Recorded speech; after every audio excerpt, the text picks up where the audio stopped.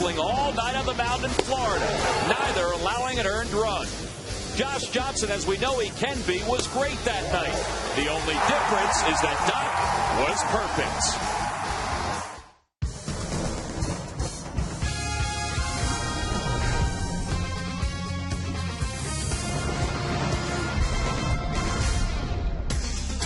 Down to the count, 1 ball and 2 strikes. Everybody on their feet.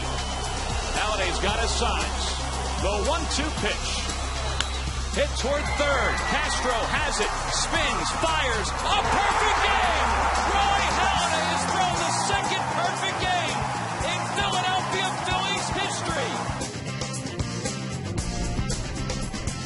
A great reminder of a great day down in South Florida. Can Roy Halladay duplicate it tonight against the Florida Marlins in front of the home crowd? We shall see as he gets ready to take on Josh Johnson once again. Hi, everybody. I'm Tom McCarthy, along with Chris Wheeler. Gary Matthews will be along in just a little while. Well, what a matchup it was the last time these two guys faced each other. Josh Johnson and Roy Halladay. Roy Halladay was perfect, but Wheels, Josh Johnson was really good that night, too. Josh Johnson's always good, Tom. You know, he's one of those guys you always expect him to go out there and be terrific. You know, we said that night, well, this should be a pretty good game tonight. Pretty good pitching matchup. Well, turned out to be a perfect game for Roy Halladay and an unearned run for the Phillies scoring in that game. You see with Josh Johnson that they had a hit for him, of course. They were just trying to get something on the board in that game. And Roy Halladay, unbelievable with the no walks, the 11 strikeouts, 27 up, 27 down. Here's the only run of the game on a ball misjudged in center field by Cameron Maven. You could see when Chase Utley hit that, he'd already kind of put on the brakes a little bit, thinking, well, that's probably going to be an out. And then Valdez scored. Now, the Halladay to remember on May the 29th, only one guy went on one pitch, and that was Cody Ross. The least pitches seen by Brett Hayes, who caught that game, and the most total pitches seen were by Hanley Ramirez. There were a lot of strike 3 called in that ball game because of Mike DeMuro did a pretty good job behind the plate of expanding the plate a little bit that night. 2 great pitchers going in that game that night, and we get to see them again tonight. And 2 different guys in the starting lineup for the Florida Marlins tonight. Ronnie Paulino will start behind the plate, and Mike Stanton will be in right field for the Florida Marlins. Again, it's a great pitching matchup on paper. It's Roy Halladay on the hill for the Phils. Josh Johnson, meanwhile, will be the starting pitcher for the Florida Marlins. Should be a great night for baseball here at Citizens Bank Park. The lineups are coming up next.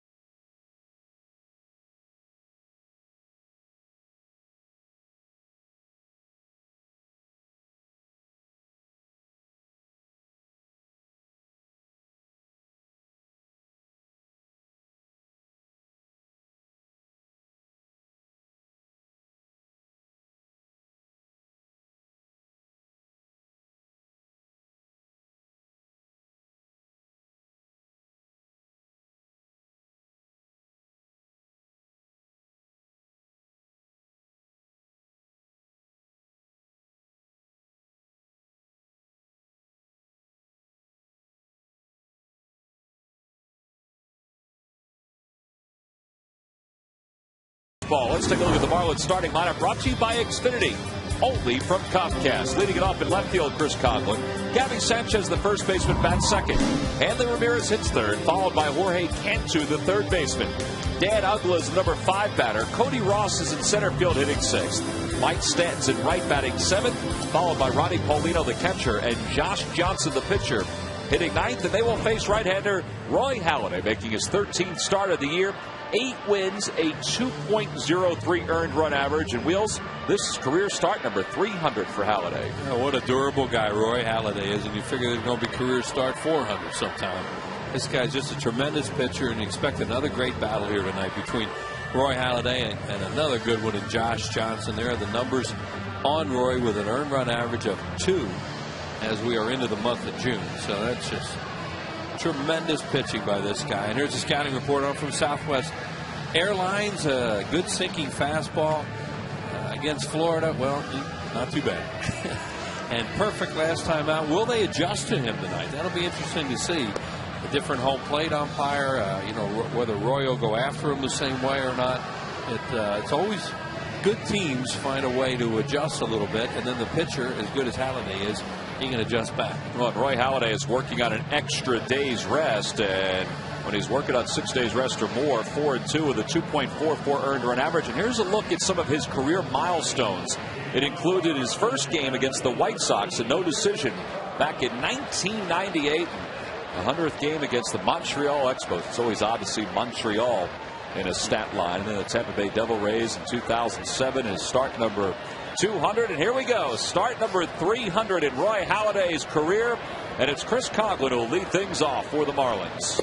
And the first pitch off the outside corner. And that's a similar pitch that Coghlan took for a called strike 3 to start the bottom of the first down in South Florida. And he did it twice in that game.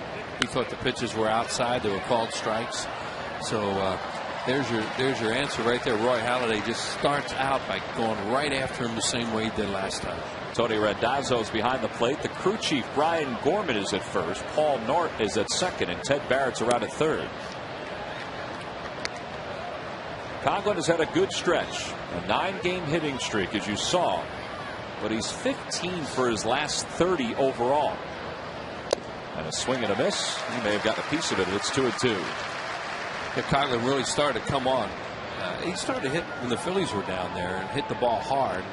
This guy's rookie of the year from last year. When we saw him come up, it seemed like he got 2 hits a game. And he hits it all over the place, mostly to left and left center. But he hits the ball very hard. And that one just missed below the knees. 3-2. Gabby Sanchez is on deck. Last time Halladay pitched that perfect game against the Florida Marlins, boy, did he use his curveball and use it effectively against the Fish. That one's hit back toward the middle, right between the legs of Halladay. So no perfect game tonight against the Florida Marlins, and Chris Coghlan's aboard to start the top of the first. And that's a 10-game hitting streak now for Coghlan, who is red hot, and he looks just like the player he was last year. You know, he took a really tough pitch, as Tom mentioned. That one was just below the knees. And now he goes to 3-2 and he wants to throw a strike. They don't want to walk him to lead off the game. Halladay doesn't walk many guys anyway. So the ball got a lot more of the plate than he wanted there. And I'll bring Gabby Sanchez to the plate, who was 2 for 5 in the opener with a first inning home run. He scored 2 runs. And that one's in tight, 1-0. That home run that Sanchez hit in the first game of this series was his first since the 14th of May.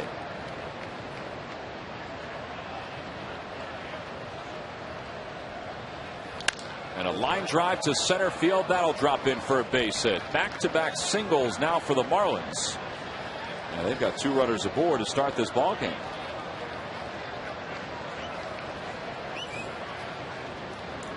Well, they're using the middle of the field. And that's a good way to approach any pitcher, especially a real good one like a Roy Halladay, is try not to do too much. Use the middle of the field, hit the ball up the middle, and that's what the first 2 guys have done. Here's Hanley Ramirez, who has 4 hits in his career against Halladay. Halladay is first in the majors in complete games with 5. First in shutouts, already with 3. He is second in the majors in innings pitched at 93. And he has had a huge workload this year, and he's handled it quite well. See the highest percentage of strikes in the National League, and Johan Santana watched that number go down today in a loss to the San Diego Padres. But how about Carlos Silva? 8-0 for the Cubs. Carlos Silva was like a toss-in. Seattle wanted to get rid of him so bad because he was pitching so poorly for them. His numbers were awful. Then they take Milton Bradley off. It was like somebody taking each other's problems off their hands. Milton Bradley went to Seattle. Silva went to the Cubs, and Carlos has been amazing. He's a sinker ball slider pitcher. Of course, broke in with the Phillies. 1-1 the count to Hanley Ramirez. He lays off a high fastball, and it's 2-1. See how they snap at that. You know, he started out throwing the ball where he wanted to Coughlin for a while, and now he can't get it where he wants to. And this guy is such a perfectionist.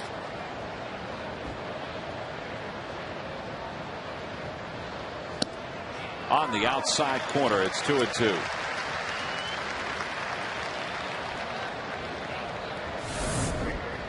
Now this is a really well located fastball, and maybe out a little bit. And Carlos Ruiz does a nice job of framing, give him a little nudge back. Not violently, just easy. It's the kind of pitch that the Phillies pitchers got Ramirez on strikes with in the first game of the series. Try to go outside again, and it's full 3-2. Jorge Cantu waits on deck. I wouldn't think they would run here. Most teams don't run with nobody out because of a triple play. We were just talking about that the other night, how Tony Gwynn hit in the one against the Phillies one time. They don't go. And it's ball 4. Ramirez draws a walk. And that's just the second walk for Halladay in his last 3 starts, and the bases are loaded here in the top of the first. Well, right now he's into damage control. You know, you get the bases loaded, nobody out like this, you figure you're going to give up something. And veteran pitchers are always thinking, let's minimize this right now. Don't get too fine. I've already gotten myself into this pickle. Let's get out of this without a big inning. Well, here's Jorge Cantu. The infield is back for 2. And Cantu with a check swing and a foul ball. It's 0-1. See, Cantu is the leading hitter for the Marlins with runners in scoring position, and he is a 400 hitter in that category. He's got 2 in scoring position here in the top of the first.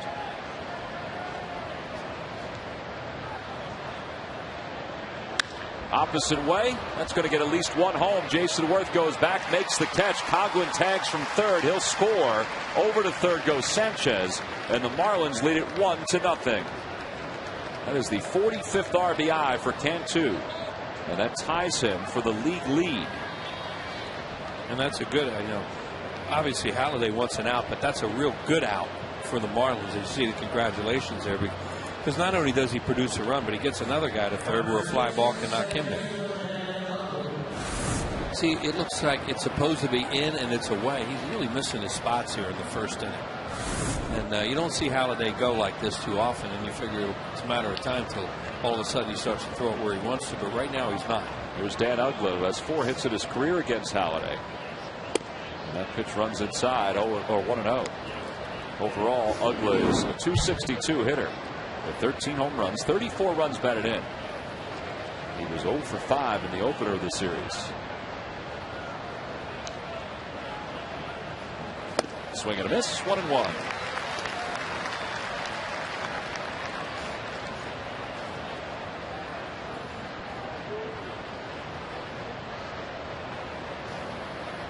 Uggla has been very successful with runners on third and less than 2 outs. He's got runners on first and third here. Ramirez goes. The pitch is swung on and missed. The throw by Ruiz is a little late. And Ramirez picks up the stolen base. That's the 9th stolen base of the year for Ramirez. I don't know whether he was just lucky or whether they picked up something, but he ran on a curveball, and that's a really tough pitch to throw him out on. Carlos does do a good job of making it close, and they just did decide to throw through there. And Dan Uggla on the backswing kind of got in the way of Ruiz, but not enough to cause interference. Chopper foul past the third base bag, and it remains 1-2. One of the reasons Uggla's numbers are so much better with the runner at third base that Tom mentions, he doesn't strike out the way that he used to. It almost used to be a given with a right-hander with any kind of breaking ball. You get 2 strikes on him and you just go out away from him. He'd chase it and strike out. He doesn't do that as much. And Halladay would love a strikeout here. He's working hard. This would be the 21st pitch of the inning. And he got him. Just as we said that, Halladay throws the changeup that floats toward the outside part of the plate. That's his first strikeout. Boy, that was a good one. And that's that new pitch for him this year that he and Rich Doobie worked on in spring training, and he's carried into the season. Just splits his fingers a little bit. You can see it, and look at it dive at the end. Just an outstanding changeup. Really fooled Uggla, who's thinking some kind of hard stuff's coming his way. So many people talk about that being a flat-out split-fingered fastball, and it's not. He does split the fingers, but it doesn't go deep in those fingers. And there's a chopper towards shortstop. Valdez to his left, and damage control works for Roy Halladay. He allows a run, but strands 2 after the first 3 batters got aboard to start the top of the first. So we go to the bottom of the first. Josh Johnson has an early 1-0 lead. The Phillies do up for the first time.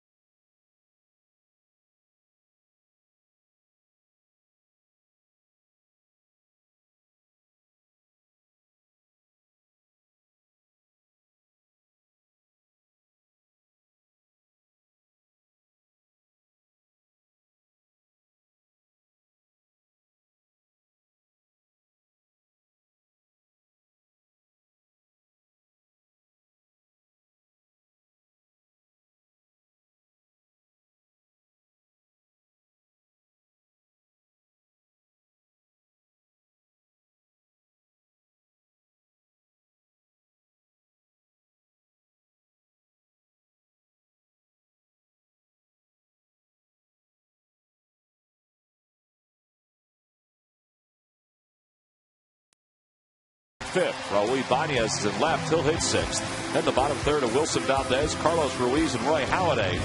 And they're getting a chance to face right-hander Josh Johnson, who has pretty good numbers against the Phillies for his career. And overall, wheels 6-2 with a very good earned run average. Yeah, 210, 2.10 earned run average, and that's just a tremendous earned run average there for Josh Johnson, one of the best pitchers in Major League Baseball. From Southwest Airlines, here's our scouting report on him, and he is a strikeout pitcher, and he will be tough here tonight. Here we go. Bottom of the first. Phillies trail at 1-0. Shane Victorino leads it off. Shane overall hitting .264. And he takes a pitch outside. It's 1-0. Phillies have fallen behind in 16 of the last 18 games. They fell behind in the opener of this series, and they've fallen behind here. And there's a fastball from Johnson, and he'll bring it in the mid-90s. That one was at 94, and it's 1-1. Got a good curveball for a changeup, for a slider, and like Halladay, this guy flat out competes. He gets after you. Threw something off speed there. May have been a changeup. Well, that's a good way to pitch, getting the leadoff batter out that much. Josh Johnson, after the game in which Roy Halladay pitched the perfect game, he said, well, he's the best right-hander in the game, and he proved it tonight. He went after everyone. Somebody does that, it's tough to get a hit. As Victorino skies it to left. Conklin is there. 1 away. Well, Halladay, in that first inning, you saw the essence of Roy Halladay. We talked about it, that bases loaded, nobody out. He's into damage control. He thinks, I'm going to give up something here, but just don't let this game get away early. And what did he do? He gave up 1 run. You know, he's just the guy. Special people can do that. Doesn't mean he can do it every time, but that's his mindset. Oh, with 1 away, Placido Polanco riding a 5-game hitting streak will stand in. Polanco this year against the Marlins, 9 for 21, hitting .429. And his swing is almost back. He sits atop the top 5 in the league in hitting with a .319 batting average, and he hits that one on the nose, but right at Dan Uggla, 2 away. During the 2010 season, Turkey Hill will contribute $100 for each Phillies victory and 5 cents for each carton of Phillies Grand Slam ice cream sold to support the Phillies youth baseball and softball programs. Phillies start play tonight with 31 wins, 26 losses. And as of now, they're a game and a half behind the Braves, who are leading the Arizona Diamondbacks by 4 going to the bottom of the 9th inning out in Phoenix. They are even in the loss column with him right now. Chase Utley is the batter, and he takes a pitch for a strike. It's 0-1.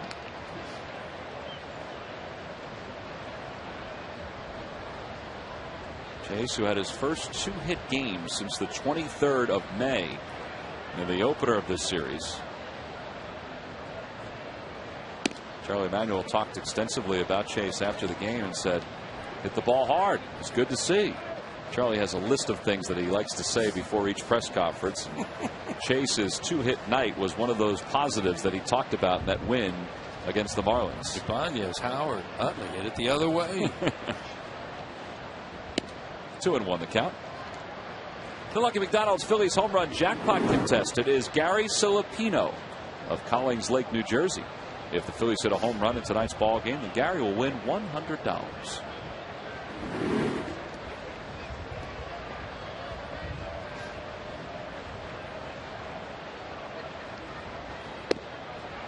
Three and 1 now the count to Chase. Ryan Howard waits on deck.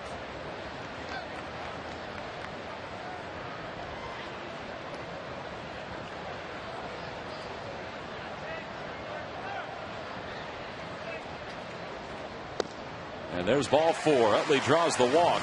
That's a good at bat by Chase to draw a walk against a guy who had walked only 24 in his previous 77 innings of work. So a base runner here in the bottom of the first.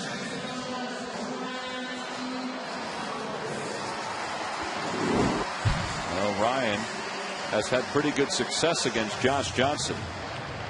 He's hitting over 300 against him, but he also has a couple home runs.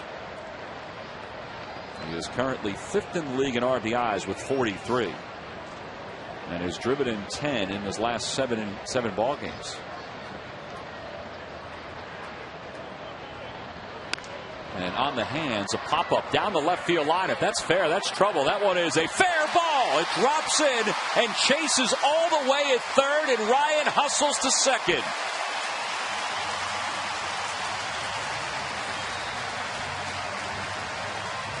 Well, that's a jammer, and it turns out okay. It's a line drive double in the box score, and everybody's shifted over so far in Ryan Howard. As Tom said, that ball's fair, it's trouble, and it was. Now they did a good job of getting to this too, with Utley running with 2 strikes. See that thing come hard in on his hands. He fights it off.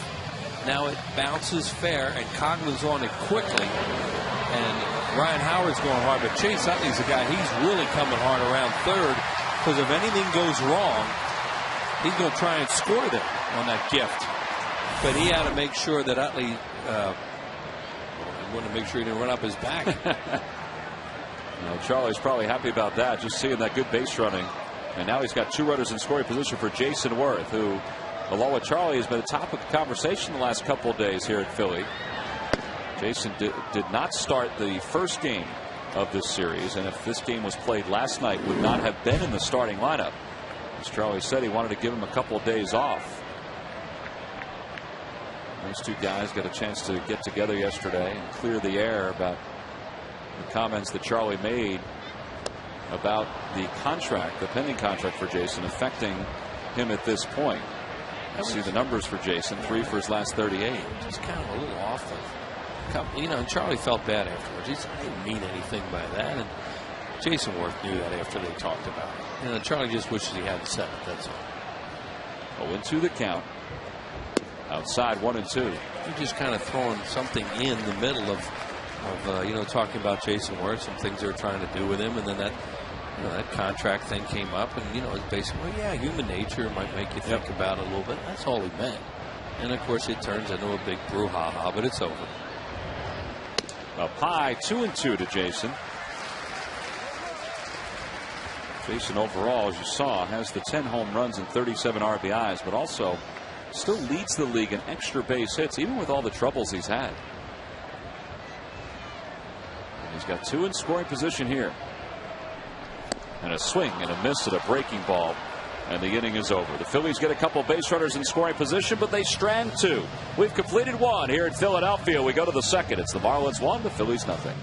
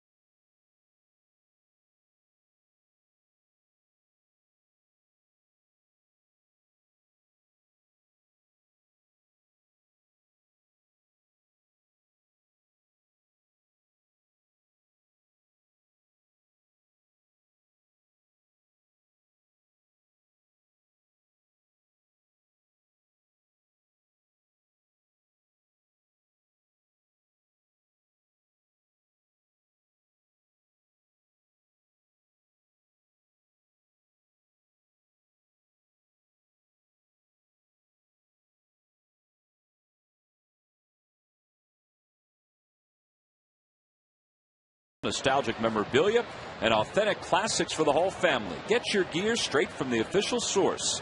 ThePhillies.com shop. Accept no substitutes. Top of the second. Phillies trail at 1-0. Fans are enjoying the night here at the ballpark, enjoying the cotton candy. Roy Halladay goes to work against Mike Stanton, and he delivers a strike. It's 0-1. Stanton in his major league debut, which was Monday, had 3 hits and 5 at-bats. See his minor league numbers overall.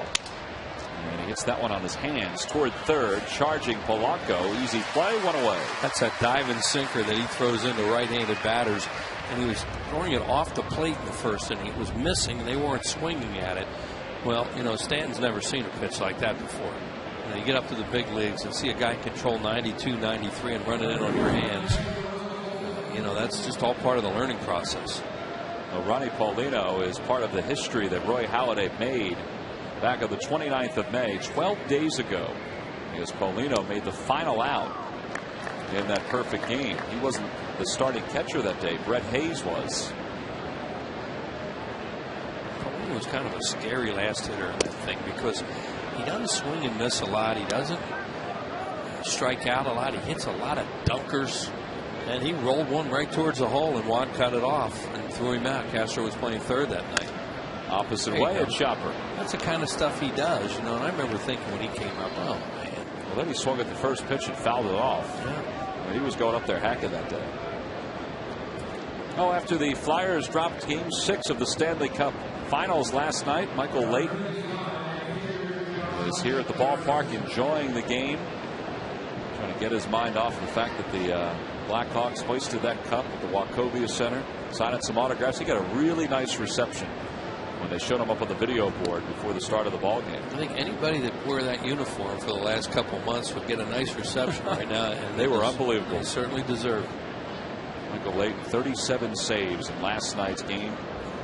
Lost in overtime to the Blackhawks.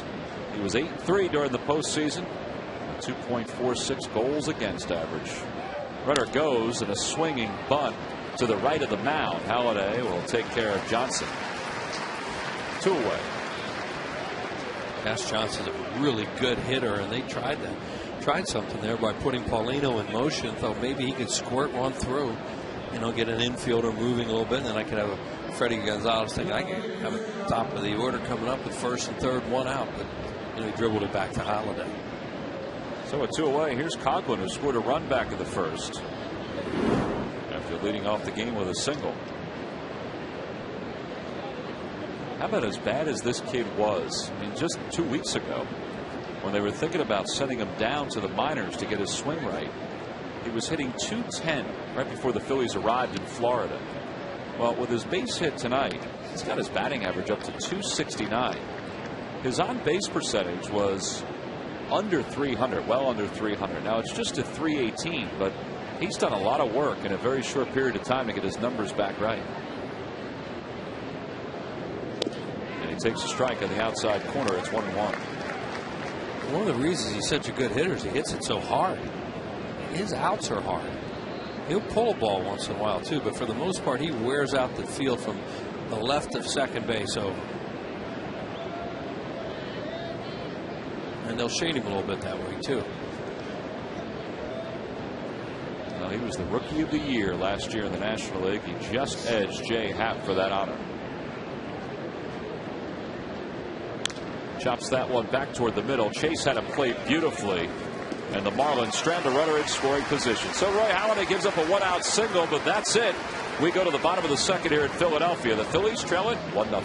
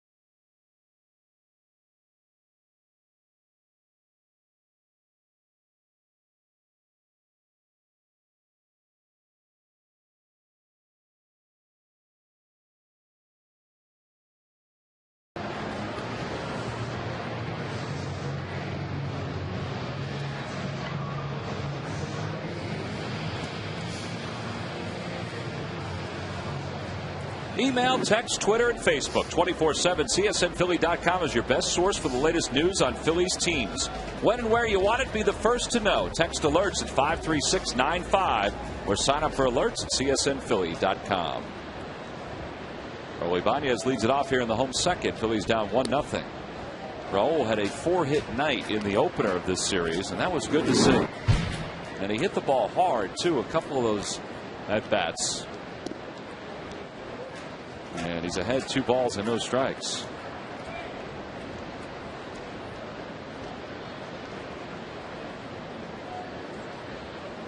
And he hits it hard again, and it's a base hit. Second hit of the night for the Phillies. Well, that's a good sign if he can keep that stroke going.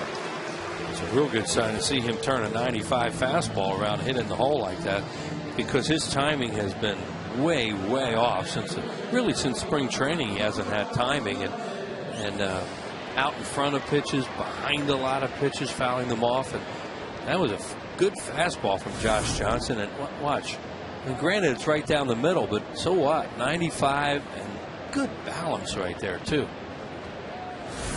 So the leadoff batter's aboard. Here's Wilson Valdez. Wilson had 2 RBIs in Tuesday night's game. And he lays off a pitch low. It's 1-0. There's still no real word as to when Jimmy Rollins will be back for the Phillies. The Phillies are making sure that that calf strain is at 100% before he comes back. But I mentioned this the other night, how Wilson Valdez and Juan Castro have filled in nicely for Jimmy. Now neither one will provide the pop from both sides of the plate that Jimmy provides, or the speed. But Castro and Valdez together have hit 249 in J-Roll's absence. They've driven in 19 runs, and as Charlie told us the other day, he goes, hey, listen, they're making every play at shortstop too. Yeah, and that's the most important thing. Opposite way, that could be 2. Ugla flips to second for 1, and it's a 4-6-3 double play.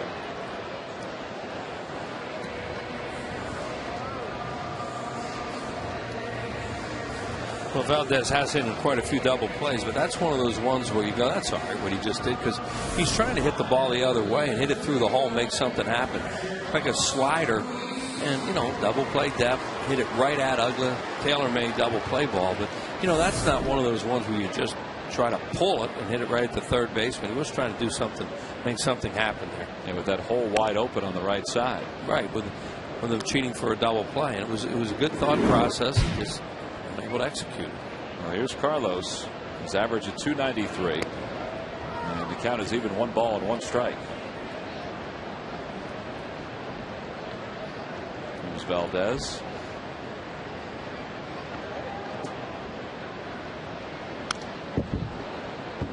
.96 from Johnson, who won 15 games last year. It's heavy. It's a heavy 96 too. That's the thing about his ball. You know, it's not a fastball just coming up that it's nice to hit. He's only given up 3 home runs this year. Well, you get a heavy fastball like that, you know, it's tough to lift.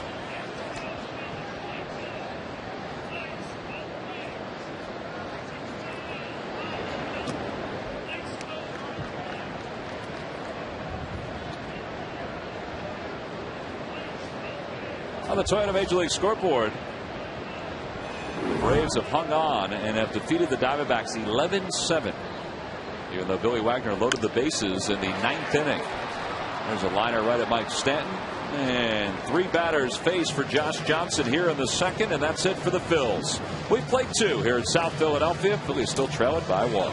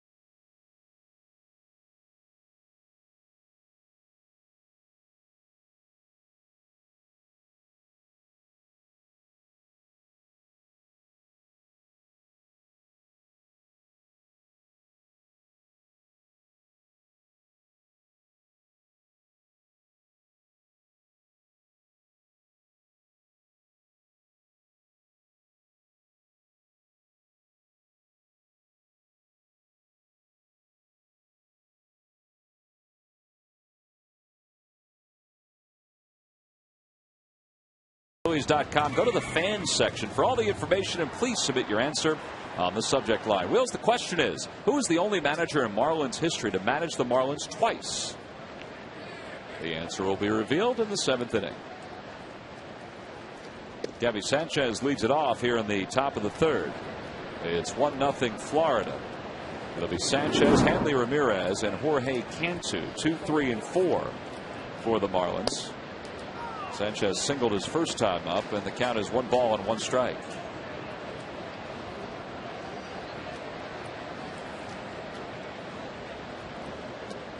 Two and 1 the count.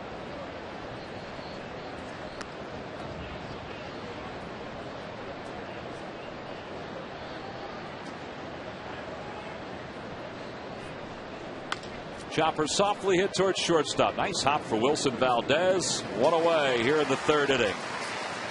Well, the Phillies earlier this week selected left-hander Jesse Biddle out of Germantown Friends in the first round of Major League Baseball's amateur draft. And, well, Jesse was supposed to go to the University of Oregon until that selection. He has signed his first professional contract with the Phillies, and he joins us here in the booth. And this is a pretty good day, huh? It's not bad. It's not bad. It's been a long time coming. Well, congratulations. Thank you very much. It's nice to have you in the organization. I have to, I mean, so few people get a chance to enjoy being selected as Shane Victorino makes that run and grab in the Major League draft. But to go in the first round by your hometown team, I mean, what is that like? Well, it's exactly what I wanted. You know, it's exactly what I worked for. And, you know, a lot of people said I couldn't do it. And, you know, I really believed in myself. And, you know, when it happened, it's like a dream come true. And I've been dreaming for the last 3 days now. Yeah, I was sitting in Charlie's office when you came walking in there. I mean, you were wide-eyed. Oh, what was that like to walk in that office? It was like seeing your hero, you know. And, you know, Charlie Manuel, man of few words, but, you know, when I sat down with him, he looked me in the eye and he talked to me, and you know, he was a lot more articulate than he leads on. You know? He's funny, isn't he? He's a funny guy. Yeah, he was really funny. Yeah, well, you know, the thing you try to tell people about Charlie is, you know, when you do what you just did today, Jesse, you know, a one-on-one with him, he's different. You know, sometimes in front of cameras and microphones and all, he gets a little tongue-tied sometimes. Right. He knows it, but you know, he's good, man. No, it was really incredible to talk to him. You know, he had a lot of good things to say to me, and a lot of good advice that I plan to take and I plan to use. When you walked out, he looked at me and he said, "He's big." Well, I guess that's the first step, right? Yeah, he liked that. I passed the eye test. Well, and one thing too is, as you were going through the whole process of your senior year, there were a lot of eyes on you, and I thought it was interesting that, you know, Pat Gillick saw you pitch, that Rich Doobie saw you pitch. I mean, what was that like, having those guys in the audience when you were throwing? I actually, you know, luckily I was told, you know, after the game that they were there, so you know, I didn't have to think about it too much. But the idea that Rich Doobie came to one of my games was when that was kind of when I first realized that, you know, maybe I really got a shot at being their first pick, because, you know, the major league pitching coach doesn't make it out to a lot of games. You know, so when he comes to a high schoolers game, the team probably has a lot of interest in him. And I talked to him right before the game, and he was, you know, he was really nice, and he told me a lot of things that he wants me to work on, a lot of things that, you know, he says, you know, the minor league baseball is all about, and playing professional baseball is all about. Well, the good thing too is he's not only a major league pitching coach, but he has a son that basically has gone through the minor league system, right, so exactly. he kind of sees it there too. Yeah, that's he's getting both sides of it, and that's really good perspective. Dan Ugla's at the plate with the count 2 balls and 2 strikes, and we're talking with Jesse Biddle up here in the booth. Jesse was the Phillies' #1 pick, the 27th overall.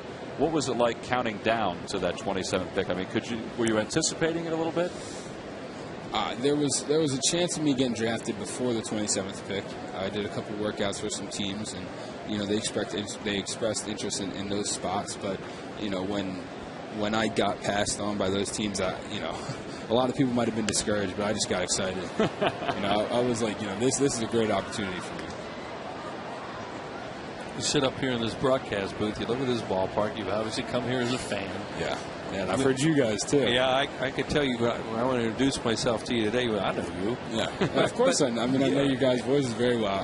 But you look out here and you think, well, what would it be like to pitch here? What kind of words can I use, man? This is when this ballpark opened. When I first came here, this was it was like heaven.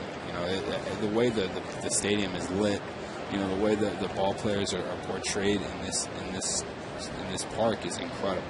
And I haven't been to a park that I like more, that's for sure. And to pitch at the stadium that I like the most is incredible. Well, a fly ball to right ends this inning and ends our conversation for at least today. Jesse, all right, best of luck. Have fun, all right? Thank you very much. It was nice to meet you Enjoy guys. Clearwater. See you up here soon, all right? I will. All right, sounds good. All right, Jesse Biddle, the Phillies' #1 pick, joining us here in the booth as Roy Halladay gets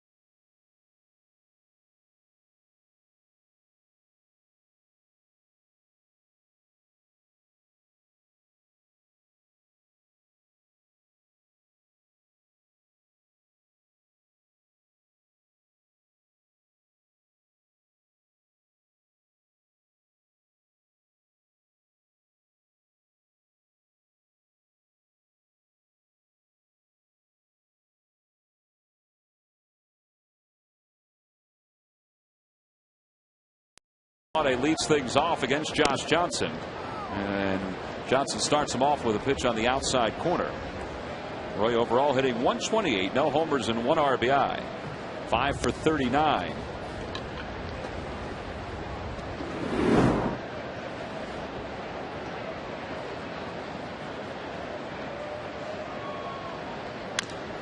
Opposite way, soft chopper. Gabby Sanchez will take it to the bag himself, and 1 out here in the 3rd. Phillies baseball is brought to you by Coca-Cola, the official soft drink of the Phillies. By Southwest Airlines. Go to southwest.com. Grab your bag. It's on. By the Pennsylvania Lottery. Benefits older Pennsylvanians every day. Must be 18 or older to play. Please play responsibly. And by Toyota. Toyota's national sales event is going on now. Hurry into your Toyota dealer today. Now with 1 away, it'll bring Shane Victorino to the plate. Shane, his first time up, flat out to left, so he's 0 for 1. He's evidently bunted just enough for them on their reports to bring their corners up. The first baseman Sanchez, third baseman Cantu, and that gives him a lot more room to slap a ball through. It's odd, Wheels, because it seems like more teams are doing that with Shane. Now, he has bunted before, but he doesn't bunt, to the extent of a Willie Tavares or somebody like that. No. All you got to do, and they just moved Sanchez back to first. Cantu stays up there. All you have to do is do it once in a while, though, and the scout's going to put it on the reports. They read the reports, and they're going to cheat up for a guy like him. 3-1 the count. Now they'll back up. Everybody goes back now. Placido Polanco waiting on deck, trying to get his timing down. Shane whacked that one right off his foot.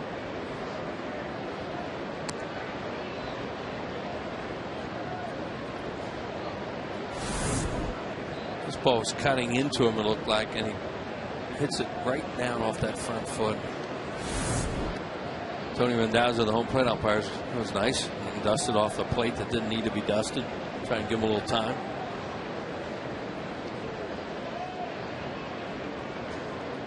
Opposite way. That's going to be a base hit for Victorino. That's going to scoot all the way to the wall. Victorino's going to get at least 2 out of that one. He'll pull it to second.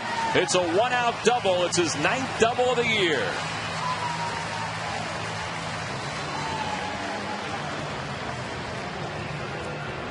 Second double of the game for the Phillies. The first one was that little looper by Ryan Howard, but still. That was with 2 outs. This one with 1 out. Shane takes a high fastball there from Josh Johnson and does a good job of shooting it in the gap into left center field.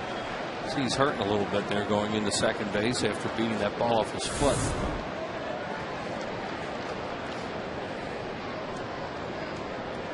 Well, that'll bring Polanco to the plate. He grounded out his first time up. And he takes a pitch for a strike right on the inside corner. It's 0-1. Polanco not only has hit in 5 straight games, but he's also scored a run in his last 4 games. So he's getting on base and getting around too.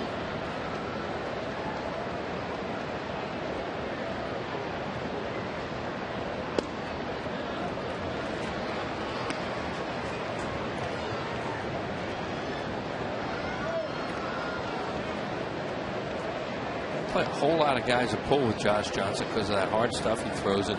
Shading Polanco a little bit the other way, as you see there. And he got a breaking ball that he fouls off. That one was up a little bit. It's 1-2.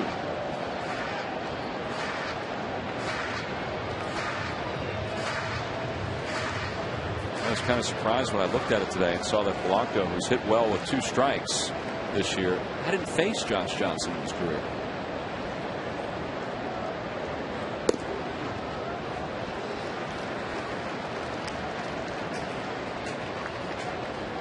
That right there is probably a real good pitch to take, because there's going to be pieces of bat flying everywhere if you swing at that.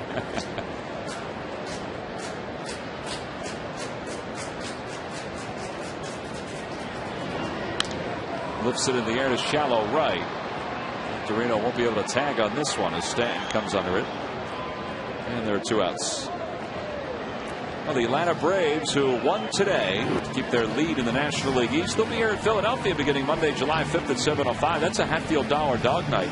Tuesday the 6th is a great giveaway. It's the IBEW Local 98 Charlie Manuel Louisville Slugger Bat for fans 14 and under. Get your tickets now by logging on to Phillies.com. 2 outs. Chase Utley is the hitter with a runner in scoring position. Chase walked his first time up.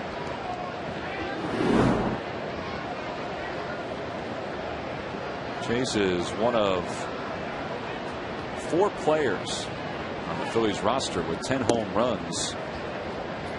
And the Phillies are the only team in the National League with 4 guys with 10 homers. I mean, even with all the struggles that they've had offensively, they still have 4 players with 10 home runs. And a line drive knocked down by Dan Ugglet, spun right out of his glove, and he just throws Chase out. Well, he was very composed once he realized the ball was right at his feet. So the Phillies get a runner in scoring position, but Shane Victorino is stranded. Chase hit it hard to finish up the 3rd. We go to the 4th in a 1-0 game.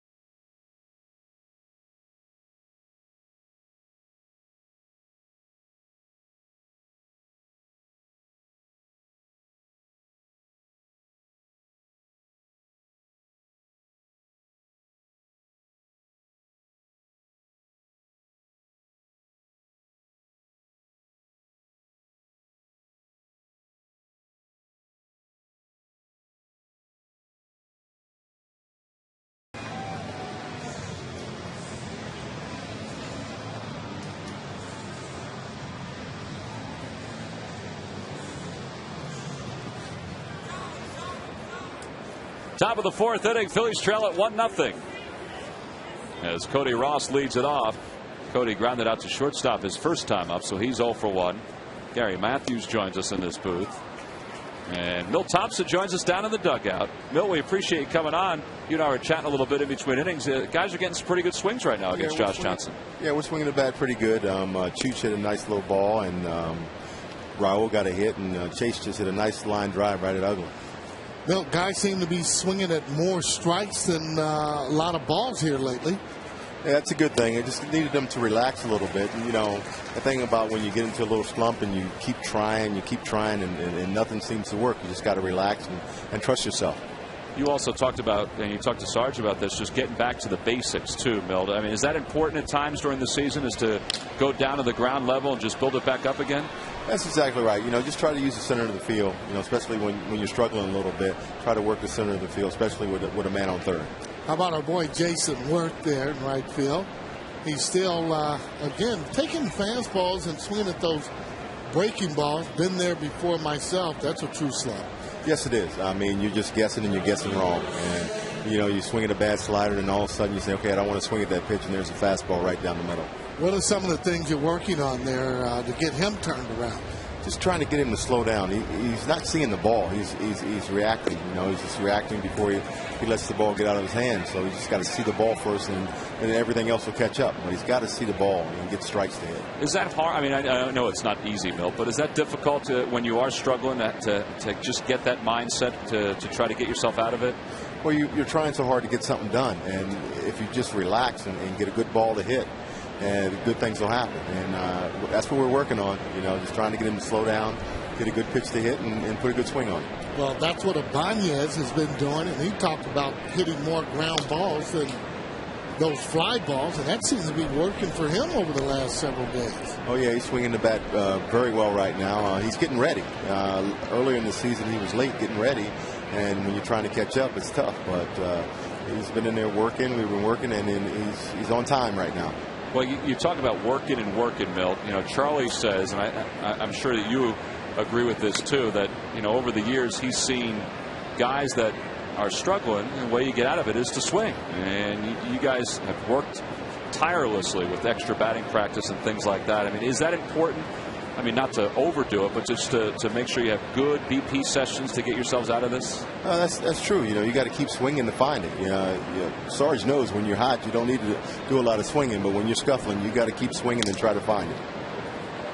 Mike Stanton fouls that pitch off, so it remains 1 ball and 2 strikes. And with nobody out here in the top of the 4th, Marlins lead at 1-0. Now, with all of that said, it's a long season. You know that better than anybody. So it is nice to see the guys starting to hit the ball a little bit more, because, you know, it kind of answers questions to themselves too. Exactly right. You know, it just takes one person to come up with that big hit, and then things start going your way. And you know, the other day, Tuesday was a good day for us to get things going, especially getting behind early and battling back. That was a good day for us. Hey, just saw Mike Stanton, rookie there with the Florida Marlins strike out there. What do you like about this kid? This kid's got some big league pop. I mean, he's very strong. Watching him in batting practice, he hits the ball a long way. Well, Milt, we appreciate it, buddy, and we'll chat with you again sometime in the near future. Okay, thanks a lot, guys. All right, Milt Thompson, our guest here in the top of the 4th inning. 1 man down. Ronnie Paulino is the hitter. Paulino singled his first time up. Well, when one facet of a team is not going well, the guy that's in charge of that facet, you know, works hard anyway, but has to work even harder because he's got all these different personalities physically and, you know, personalities upstairs to take care of. I mean, it's hard, Sarge, if you're a hitting coach, to try to get a team out of a collective slump. Yeah, you have sleepless nights, and the blame is put squarely on you as a hitting coach when guys aren't hitting. You know, you don't get all that credit when they're hitting 40 and 50 home runs, but it comes with the territory. And you're right, you do have so many guys today with different programs, from soft tossing, hitting off the tee.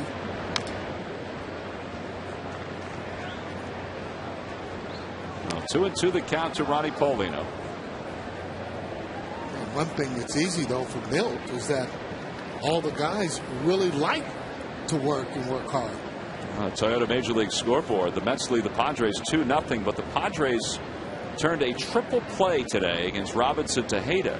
A 5-4-3 triple play. A swing and a miss by Paulino, who may have interfered with Ruiz. As Ross gets the stolen base, Ruiz pointed toward Paulino, but the home plate umpire, Tony Randazzo, shook his head no. It is a strikeout, second out. I thought Ruiz kind of had a beef on that one. Well, it's up to the umpire and also judgment. Now, he did kind of, with his swing, go over, but at that last minute, it looks like he's trying to get out of the way just a little bit. He's so big, though, it's almost impossible. Well, that'll bring Josh Johnson to the plate. He takes a fastball for a strike. He's got to really go at this pitcher here. Johnson can hit, has a pretty good swing. Those RBIs there.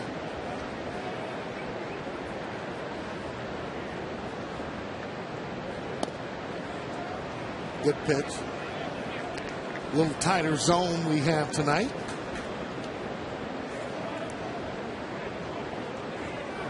Up to the hitters to make sure they figure that out and swing at strikes.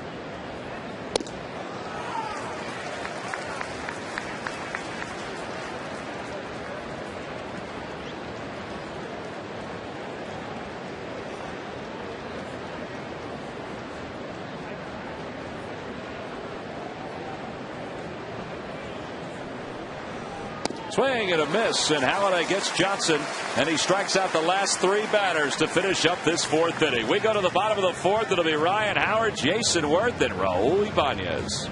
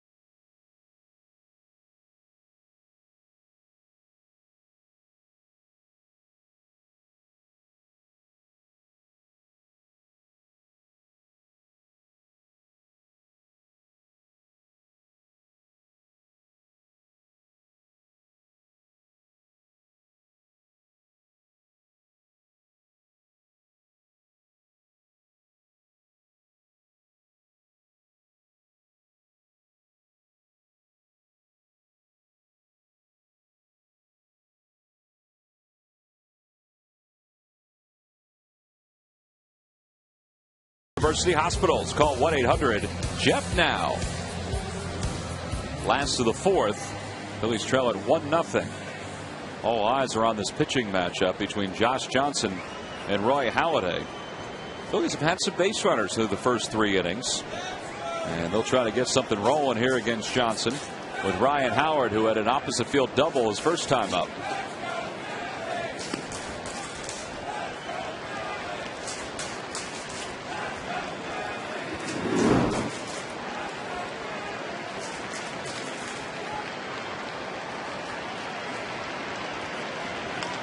Sarge, with all the problems Ryan has had power-wise, because he has just 10 home runs, he still entered the game tonight with 43 runs batted in. And Charlie talked about that today. that he's driving in runs. In fact, he was only 2 off the leader in the National League in RBIs. That's a very good point, because from where he started, once he gets hot, you can see how he'll rise to get to over 100 RBIs. There's a liner. Oh, caught by Dan Uggla. I thought that ball was going to sail right over his head, but he had his sight set perfectly to make that grab. That ball got in on Ryan Howard just a little bit. And that was a sinking line drive coming down to Uggla as he gets up there. See that ball now? He gets up. Now watch how it starts to spin down, and he gets up. Makes a fine play out of it. Good athlete. Well, with one away, Jason Worth will be the batter. Jason struck out his first time up. Just 3 for 22 on the homestand. We heard Milt talk about Jason and his struggles, and you guys have talked about this at length over the last couple of weeks. Sarge, you've been in these slumps before. How do you get out of it? Well, what I always tried to do was try and stay up the middle and stay on the fastball up to 2 strikes. That's a good swing and a good pitch. He fouled it straight back, and when you do that, it tells you that you just missed the ball. You were right on it. But when you're in a slump, you're always 0-2, 1-2. Then you can get ready for this hard slider or hard fastball up in the zone. There is that breaking ball, and he hits a foul. And it was up a little bit. But I guess that it's like anything else. When you're in a slump, and even though Jason fouled that one pitch back, he's still sitting there thinking, behind again. Yeah, behind again, and then you end up missing pitches you normally hit. Just off the corner there, fastball. That's why when you're hitting, you just keep rolling. You don't even want to think about it, because you're going to have those days. He's fouled off a couple pitches, and it's even 2 balls and 2 strikes. Nice play by that gentleman. He got a hug to boot.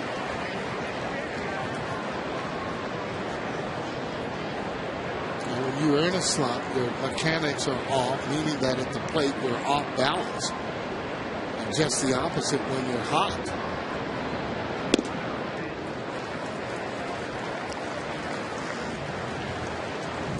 Well, a season ago, Jason was hitting just .256 at this point with 8 home runs, but he had such a hot start this year. That's why it's magnified, and his numbers are so diminished compared to the first month of the season. Yeah, I bet he doesn't even know that stat. And if he saw that, it'll probably make him feel a lot better and say, wow, I can get to back where I was before in last year. And he'll start rolling before it's all said and done, because he's too good of an athlete not to be able to do that. 3-2 the count. And he fouls another pitch off. And we don't know what the end result's going to be in this at bat, but this has turned out to be a pretty good at bat for him. Yeah, good at bat as long as that he doesn't swing at that slider in the dirt. Think he's going to get that here? He'd rather swing at a high fastball for me than that off-speed slider in the dirt. Toward right field, backing up is Stanton. He's got room, and he makes the catch. That one got down and on the hands a little bit for Jason, and 2 away. Hey, the Toronto Blue Jays and the Phillies will play here in Philadelphia on Friday, June 25th. That's the first of a 3-game series. There are good seats still available. I know we talk about different games and different series during the course of a year here at Citizens Bank Park, but this one was moved from Toronto to Philadelphia, so there really are good seats available. You want to get to the ballpark, get some good sight lines, go to Phillies.com right now to make your purchase. And the Toronto Blue Jays lead the Tampa Bay Rays 2-1 in the top of the 4th. Rays continue to lead the American League East.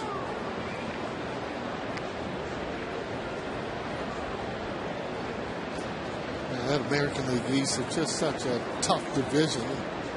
Now you got the Rays playing the way that they're playing.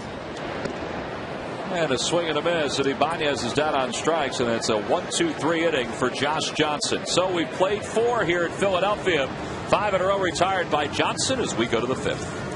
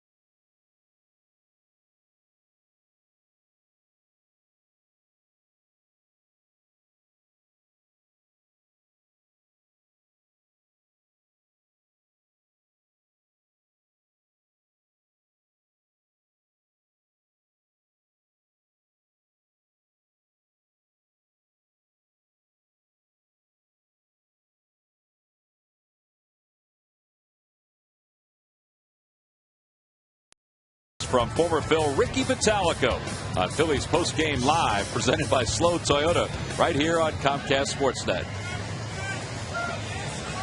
Oh, we go to the top of the 5th. Nice breeze going in from left to right. Only 1 run is scored in this game. It was Chris Coghlan who scored at the top of the 1st. As we go to the top of the 5th, Coghlan leads it off against Roy Halladay. And back toward the middle this time. Halladay's got his glove in the proper spot, and he makes the play. One away. Sarge, it's so interesting watching at times a pitcher trying to find the umpire's strike zone. You have to. And when you establish it, the really pitchers that can hit those spots, it makes it an easier game. 2-2, for instance, they can go to that spot, hit it, and be able to get it out. I think the first couple innings, that's what Roy was trying to do with Tony Randazzo, the home plate umpire, as Gabby Sanchez takes a fastball in the outside corner. Sanchez is 1 for 2. He singled in the first, and he grounded to shortstop his last time up. And he swings at the next pitch and hits it foul.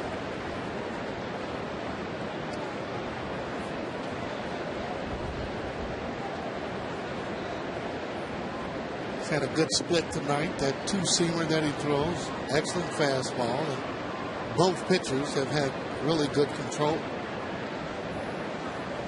And that's a good breaking pitch right there. Another strikeout for Halladay. He has 4 strikeouts in the last 2 innings. And he's retired 5 in a row. Yeah, that's a curveball, and more of a hanging curveball, but he throws so high. Look how high that is in the zone. Sanchez pulling off of the ball, but with a variety of different pitches, you just can't sit on one. Henley Ramirez is 0 for 1 with a walk. His walk came back in the first. And he's dealing right now. Yeah, just putting it right on the corner. That's why they talk about those #1 pitchers trying to get them early. They find their groove, they can become difficult to try and hit.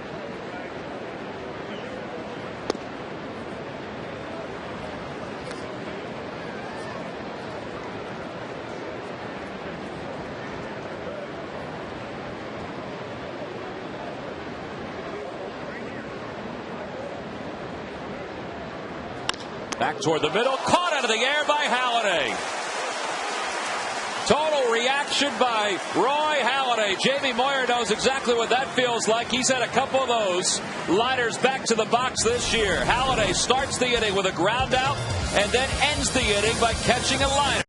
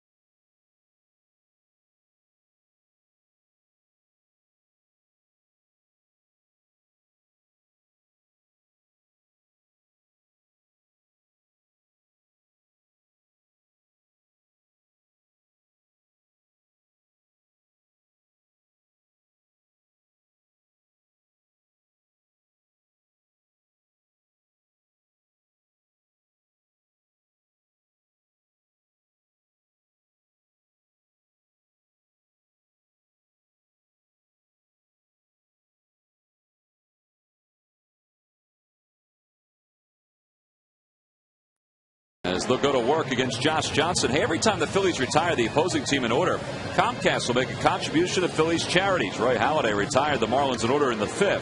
Phillies baseball is brought to you by Xfinity Triple Play, your complete lineup for digital TV, high-speed internet, and home phone. Oh, it's time now for our Home Depot defensive play of the game, Sarge. Can you figure out which one it is? Yeah, I sure can. Line drive up the middle. No panic, though, by Holiday as it goes right into the glove. You don't have time to actually try and locate it. You just got to hope that it's there. The Home Depot doing more on defense, and Roy Halladay has had a couple of easy innings, which is a good thing for him. And now he's hoping his offense can get something rolling against Josh Johnson. It'll be the bottom third. Wilson, Valdez, Ruiz, and Halladay. Valdez hit into a 4-6-3 double play his first time up. So he's 0 for 1.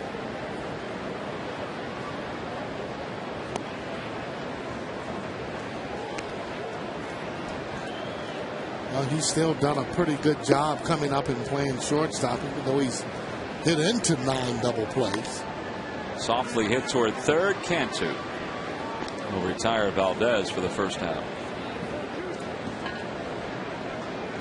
1 away, and here comes Carlos Ruiz. Sarge, when the Phillies beat the Marlins down in South Florida on Roy Halladay's perfect game and beat Josh Johnson, I thought it was interesting. After the game, Johnson was asked about Cameron Maven's misplay in center, and he looked at the reporter right in the eye and he said, "Hey, if I didn't let the guy get on base, we wouldn't have been in that situation. So my defense has been good for me all year." Now, the Marlins defense has not been great, but he really defended Cameron Maven, who you see right there. I was really impressed with that from a young kid. Yeah, that's a true teammate in saying those words, kind of putting it on his own back. But it was one of those plays. It was a miscue by Maven, as you see him there. But it makes him feel better, not just him, all of his teammates, where you're not putting the blame on any one player. The Fighting Fields do that themselves with their guys. Breaking ball in there against Ruiz. We should say a slider in there against Ruiz, and it's 2-2. That slider came at 90 miles an hour.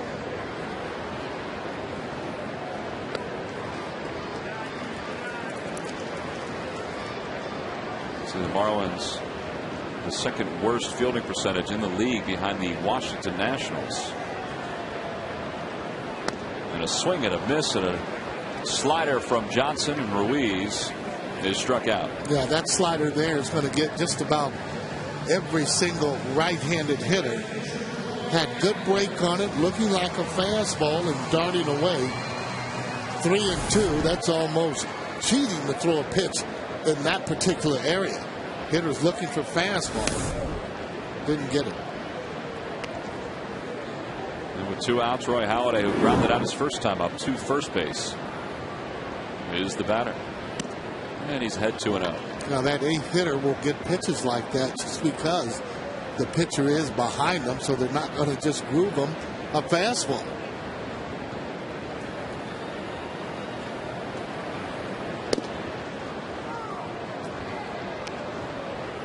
Well, that's hard sink. Fastball, 97 with movement. Very difficult pitch to try and square up.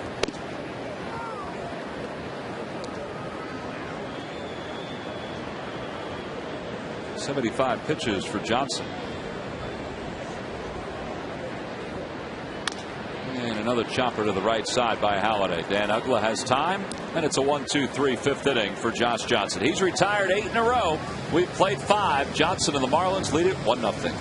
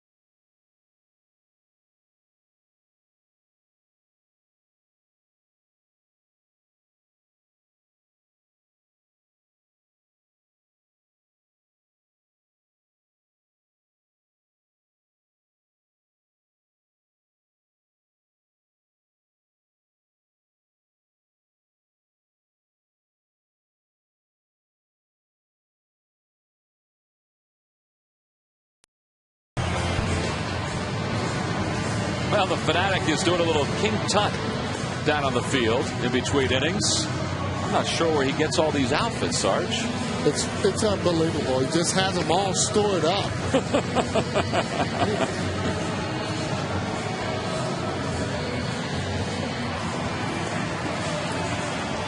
Roy Halladay's lines against the Florida Marlins this year: 22 innings. He's allowed 3 earned runs, and he has struck out 20. As we go to the 6th, he's retired the last 6 batters. And he'll face Jorge Cantu, Dan Uggla, and Cody Ross.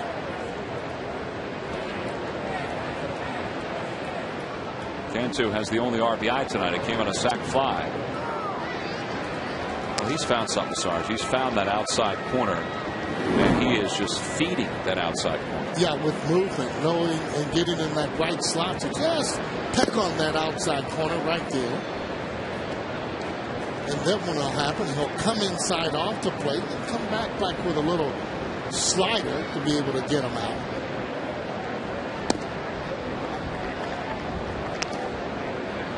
There was a story today on MLB.com about pitching being back in Major League Baseball because of the likes of Roy Halladay and Josh Johnson and Ubaldo Jimenez and guys like that. Going softly hit towards short. Valdez gets to it quickly and still has time to throw Cantu out, 1 away. And I guess as we get closer to the All-Star break, if you didn't think that pitching was back, all these outings that we're seeing sprinkled across the baseball season, I think they're convincing everybody that pitching is back. Well, there's no doubt in my mind that it's back, just with all the near no-hitters and no-hitters. That and the fact that home runs per game are down. Runs per game are down.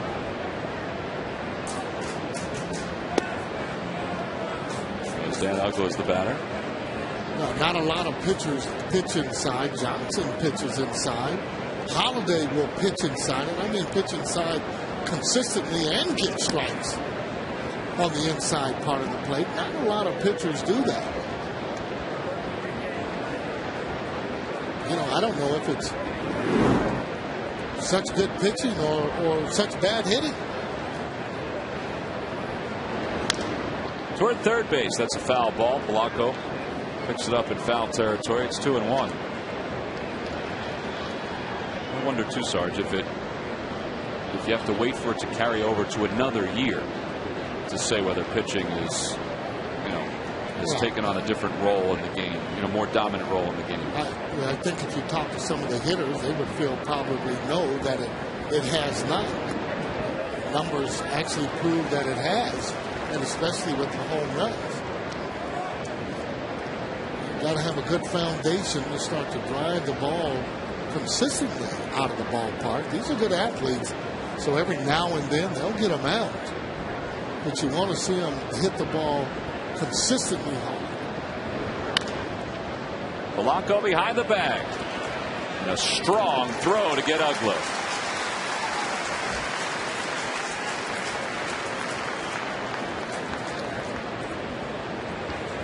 Well, here are the averages, the earned run averages over the last 5 years, including this season. Now, it's still high. Wouldn't you say over 4 is high? But it's decreasing. Well, it's no doubt it's decreasing. And, again, you can say that it has to do with the pitching, and there is some truth to that. You have guys throwing the ball and being able to hit their spots. They're not throwing inside. It's more a middle away game.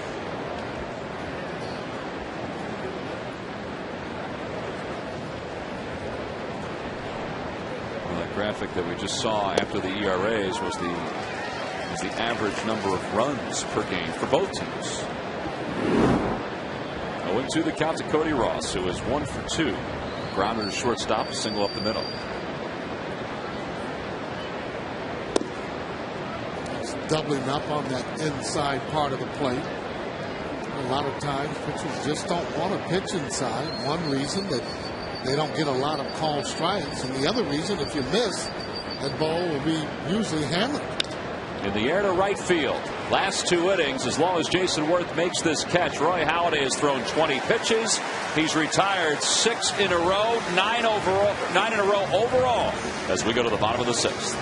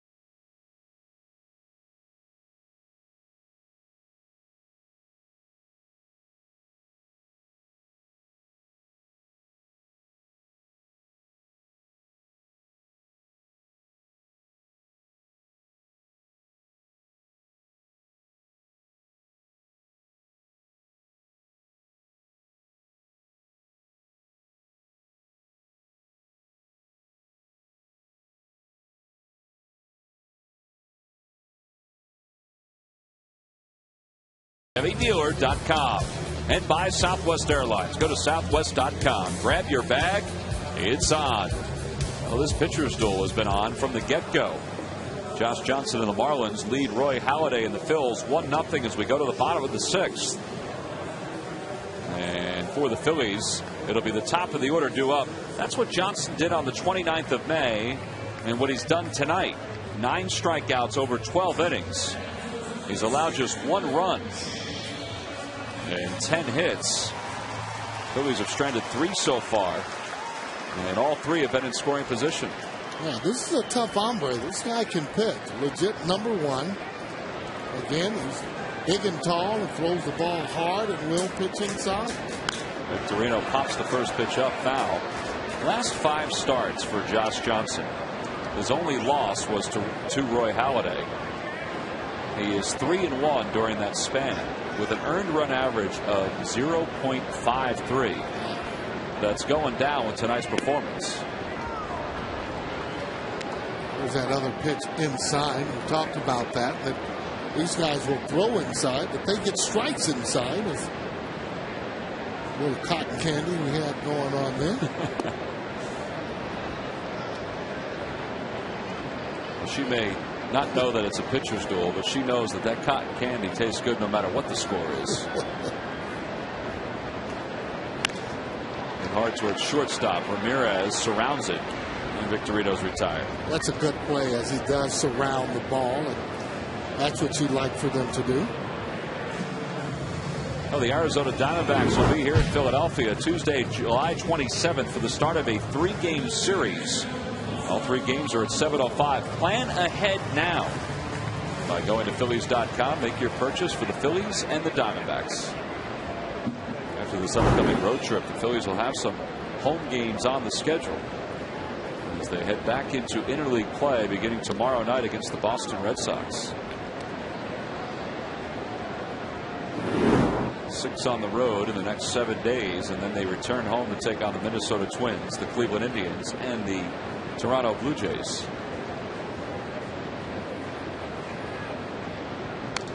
Polanco fouls the 0-1 back. It's 0-2.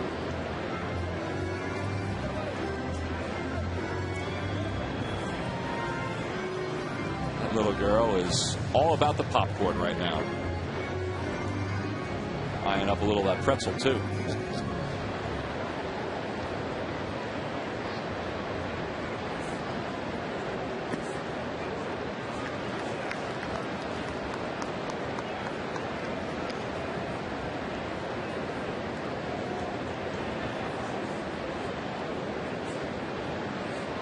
Johnson has retired Polanco twice tonight. Once on a fly ball to right, the other time on a grounder to second. And that one's on the hands, right back to the box. Hit very softly, and there are 2 away. Boy, just a heavy sinker that he throws. 96 right on the hands of Polanco. The other reason it makes this guy tough to hit, not only that he throws hard, it's the movement that he has. Check this pitch out as it runs in right on his hands. And when it does, you're not able to get extended. Therefore, you're not going to hit the ball hard. Chase hit the ball hard his last time up. You see the distribution of outs for Johnson. Only 3 strikeouts. Well, he's starting to get ahead of the hitters now. He's getting ahead, not just with the fastball, but in a pretty good spot. There's that fastball in, and pitchers like to throw fastballs in and up off the plate and will go away.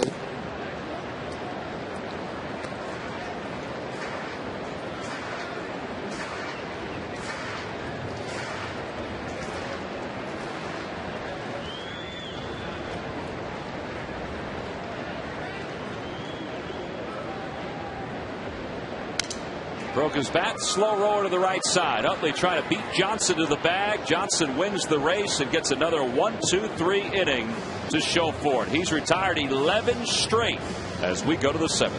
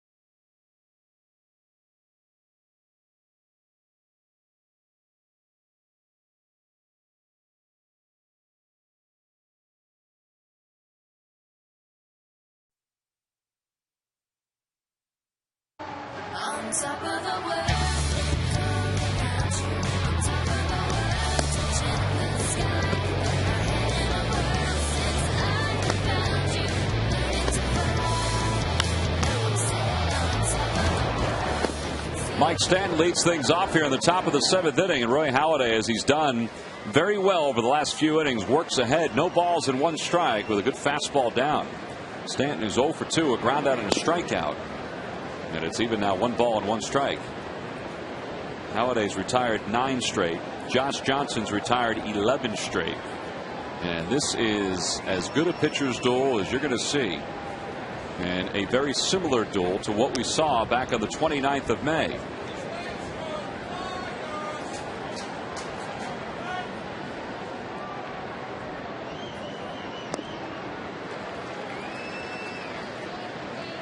These two guys seem to like 1-0 games.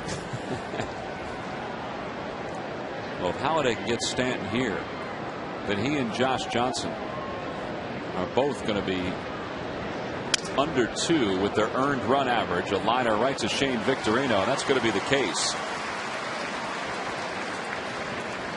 Well, it's time now for our Verizon Wireless Game Summary. Not a whole lot to summarize except really outstanding pitching. Roy Halladay got into a bases loaded, no out jam in the first inning and gave up the sac fly to Jorge Cantu, and that's it so far. Runners in scoring positions. Marlins 0 for 5, Phil's 0 for 3.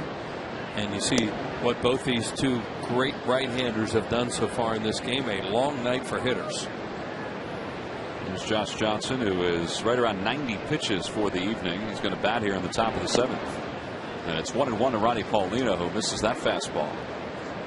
How about Halladay's movement on his fastball the last few innings and how he's found the outside corner? Well, that's what we talked about in that first inning, where you could see he just couldn't. He didn't have his location, and then all of a sudden he got it. And then he mixes in those breaking balls like that. He'll mix in a slider or cutter once in a while and change up. But his bread and butter, Tom, is what I've seen him for years, and that's that heavy sinking fastball. 1-2 the count to Paulino. Fastball outside, 2 balls and 2 strikes. The one he'll try and run back on the outside corner.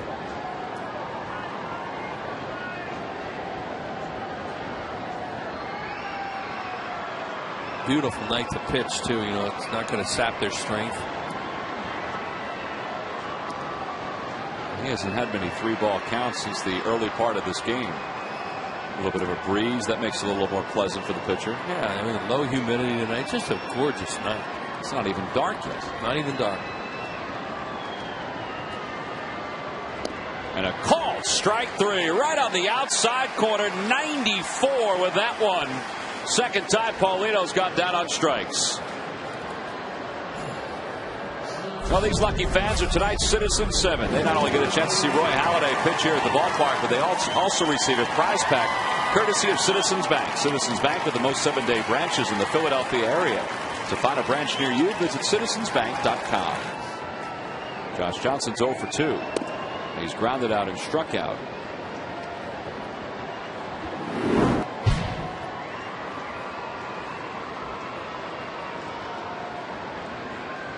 1-0 Florida thanks to a first inning run.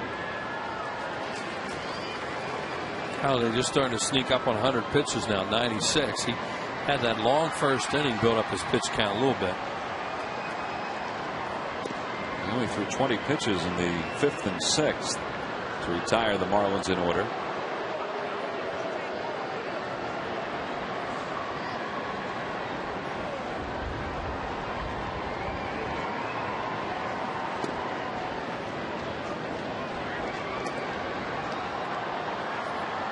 There you go, the first inning. So you 22, and you know it's much more reasonable since, especially that 5th inning is nice.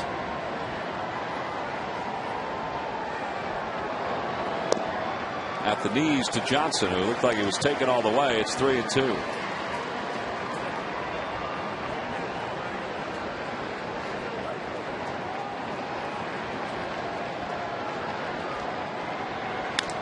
Opposite way, a base hit for Josh Johnson.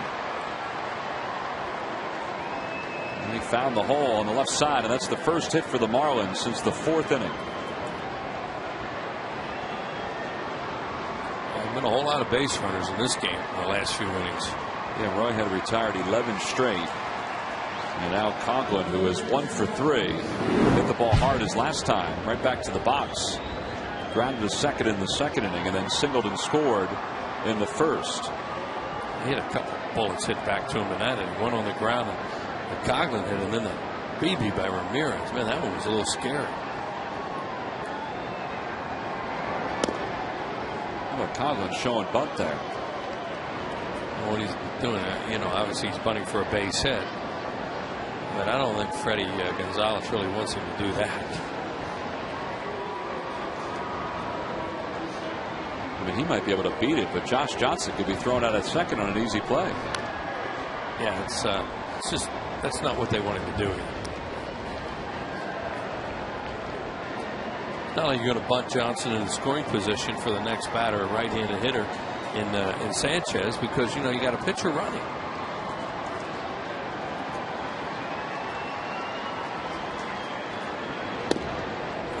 One and two the count.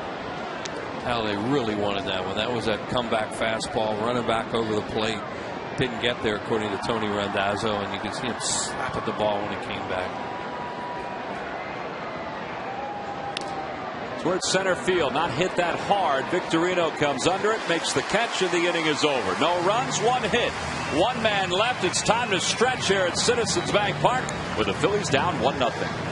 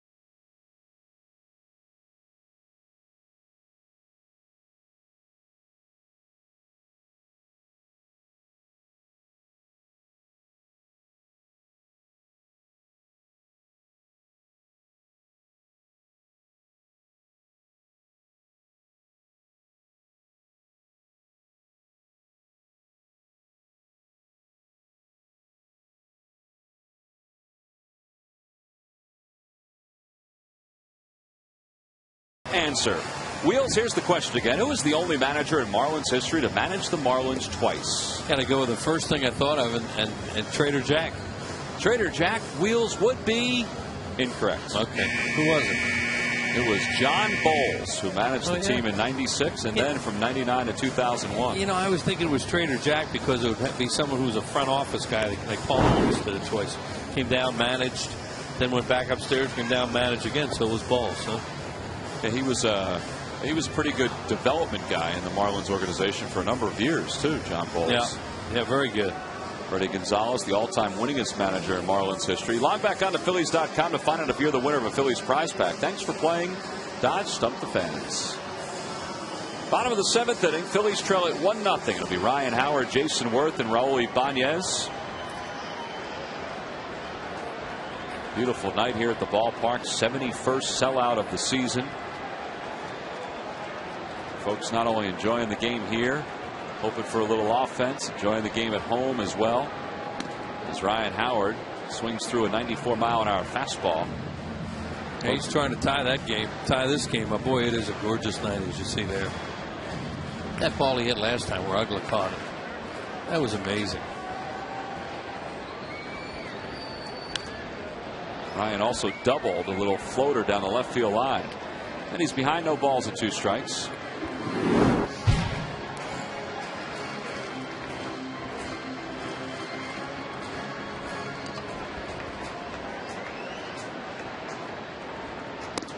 swing and a miss. He went after some high heat. And he's down on strikes to begin the home seventh. Well, it's time now for our Coors Light Freeze Cam. And this is Ryan Howard's last at bat as Wheels talked about it. I thought it was going to go over his head when I saw it leave the bat. I'm thinking, why is he not going back anymore? I think he could jump that high. That's true, too. Our Coors Light Freeze Cam. 4 strikeouts, I should say, for Johnson tonight. And with one away, here's Jason Worth. Jason had a really good at bat last time. Found some balls straight back, which was, you look for little things when a guy's struggling. He was right on Johnson. Then he pulls off there, and that's been his problem, of course, is pulling off breaking balls. And there was a slider right there where you can, obviously see everything open.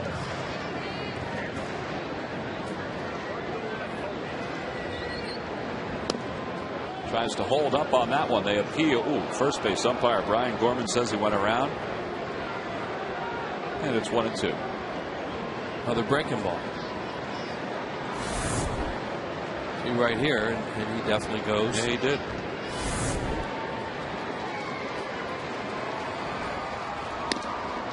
Thought maybe they'd go back there again.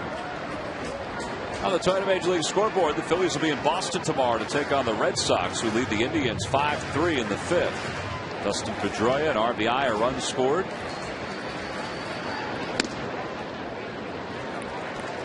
Matchups for the weekend: Jamie Moyer against John Lackey, Dice K against Joe Blanton on Saturday, and Cole Hamels and Tim Wakefield on Sunday. So the Phillies will see the same 3 pitchers this weekend that they saw when the Red Sox were here in Philadelphia. And the Red Sox have to be really happy because they play 6 games against the Phillies and miss Halladay. Oh, wait a minute. No. Roy did pitch against them here, but they'll miss him this weekend. They beat Roy Halladay. Wakefield beat him. And a swing and a miss. And Jason is down on strikes for the second time tonight. 5 strikeouts for Johnson. We threw him a bunch of sliders in that at bat, a fastball away and then high cheese, and that's 2 straight hitters that he struck out on pitches out of the strike zone. 2 high fastballs, one to Ryan Howard, and of course that one there to Jason Worth. Johnson had a game this year where he didn't strike anybody out. It was the first time in his career. First time in any game that he didn't strike somebody out. You figure when he's pitching at Little League, Babe Ruth League, and all that, he's going to strike a lot of guys out. Ibanez sends it in the air to straightaway center. Cody Ross settles under it, and it's another 1-2-3 inning for Johnson. He's retired 14 straight. We go to the 8th.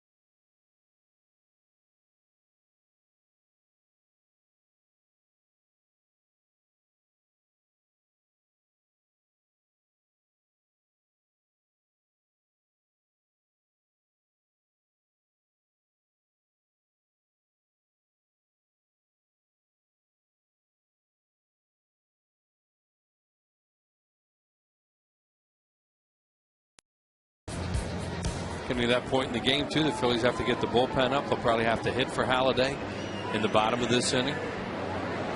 Halladay faces Gabby Sanchez to start the 8th, and there is Donis Baez, who is up and throwing. Halladay is due to bat 3rd in the home 8th, trying to keep this at a 1-0 game. The only run, a sac fly in the 1st by Jorge Cantu. And Sanchez was part of that 1st inning with a single after Chris Coghlan singled. This is such a game of inches. I know people hear that all the time, but Coghlan's at bat in that 1st. I think a lot of folks thought that Coghlan was struck out. Yeah, the 2-2 was called low, and that was the pitch that set up the 3-2 and then the base hit.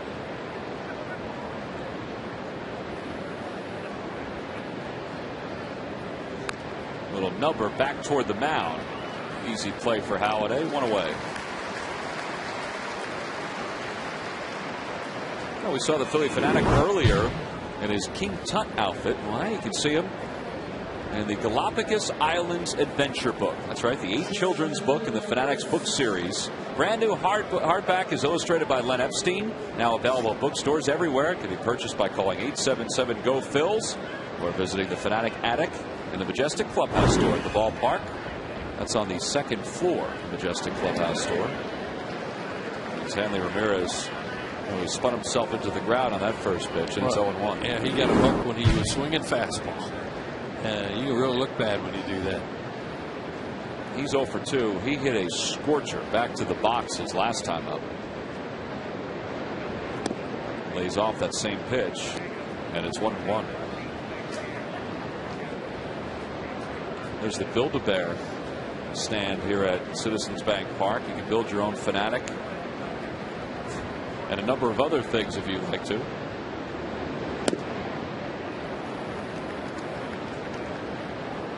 It's one of the more popular attractions here at this park, and because of its popularity, it's they're popping up at other ballparks around Major League Baseball.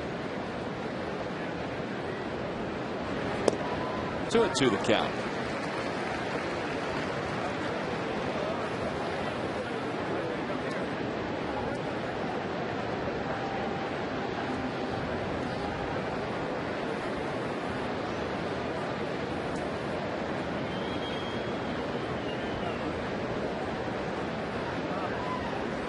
On the inside corner, that came back, and Ramirez didn't think it would. He's rung up, 2nd out here in the 8th.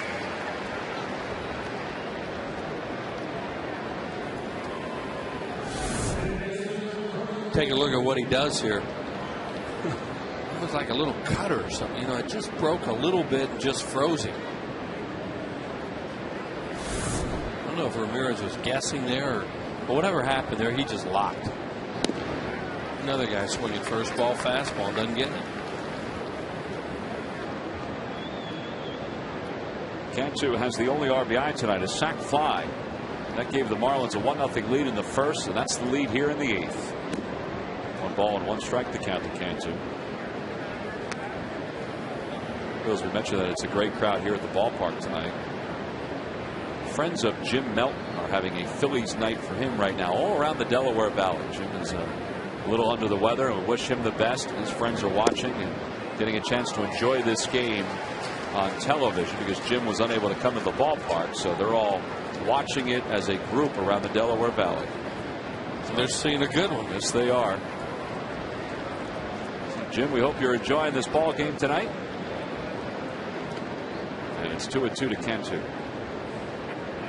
How they will use that changeup as a strikeout pitch, but it's also an effective pitch for him because he can get a smothered ground ball out of it. He got one of those tonight because he'll just hit right on the very top of the ball. That thing really has great downward movement to it. Swing and a miss. He got him. Oh, he got a piece of it. It was hung on to by Carlos Ruiz, and the inning is over. Back-to-back strikeouts for Halladay. A 1-2-3 8th. His evening is probably done with. We go to the bottom of the 8th on the heels of this strikeout. Phillies trail it by 1.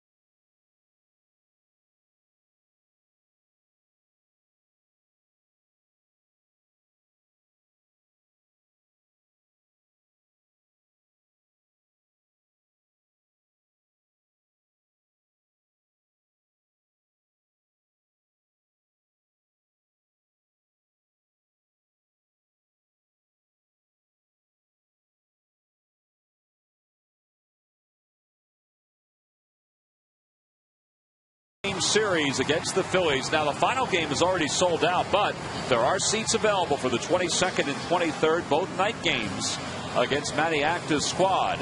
Again, the Indians are coming to town for a 3-game set. Log on to Phillies.com to purchase your tickets. Roy Halladay's night, and it was a good one again. 8 strikeouts over 8 innings. He scattered 6 hits.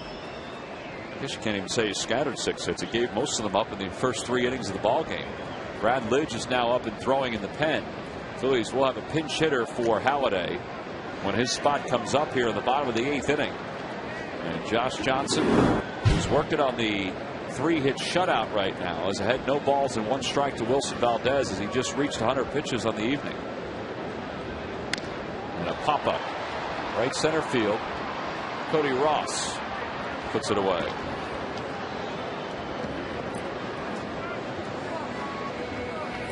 Well, if you didn't think Josh Johnson was good, he has given his bullpen a night off so far, and he has proven to be up to the task of facing the 3-time defending National League East champs and Roy Halladay for the 2nd time this year. Pitching a tough road game too, as Halladay knows he's out of the game now with Dobbs on deck. And these are the things that didn't happen in the American League. Another reason why you're going to pitch more complete games in the American League. 1-0 game, he's still in there, but you got to hit for him here. On the outside corner, it's 0-2. That's the other thing. Johnson just pumping strikes too. Quality strikes, just like Roy Halladay did that, just like you thought both of them would do. He's really started to elevate his fastball intentionally in the last few innings to try and get outs on it, and he's gotten. How about that? Only 2 earned runs in his last 41 1/3. That's what we're talking about. His ERA being so good over his last 5 starts. Will count tonight. Randy St. Clair, the pitching coach for the Marlins, he doesn't have to do a whole lot of coaching on a night like this. No, these are the kind of guys you sit and watch. On the slider, pulled toward third. Barden, who just entered the game as a defensive replacement, throws out Ruiz for the 2nd out. Barden will bat in the 7 spot, by the way. Cantu moved from 3rd to 1st.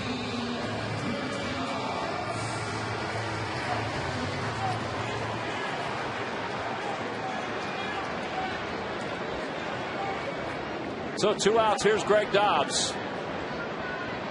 Dobbs pinch hitting here for Roy Halladay. Dobbs with 1 hit as a pinch hitter, and overall hitting 140 on the year. And he takes a slider for a strike. It's 0-1.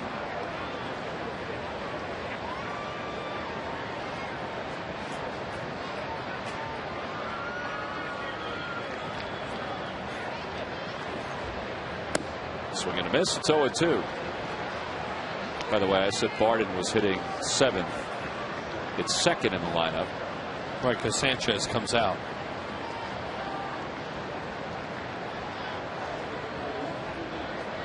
And he won't bat in the 9th inning as it stands now, because the 5, 6, and 7 are due up against the Phillies pen. And they're going to get their bullpen up too, get Nunez ready. And he's at 109 pitches right now. Maybe Johnson doesn't pitch. Oh no, it's not Nunez. It's Tankersley and Helmsley. But they may get Nunez up. You never know. And just in case he's their closer. But they're getting those 2 guys up in case there's any trouble here. Phillies have not had a base runner since the 3rd. That was a double with 1 out by Shane Victorino. That's it. Johnson has retired 16 straight. Yeah, and there's some nights, the way they've been getting shut out so much and not scoring, there's some nights you just shake your head and say, come on. Against the pitching tonight, you can understand why they're getting shut out, because Josh Johnson is quality and he's on his game.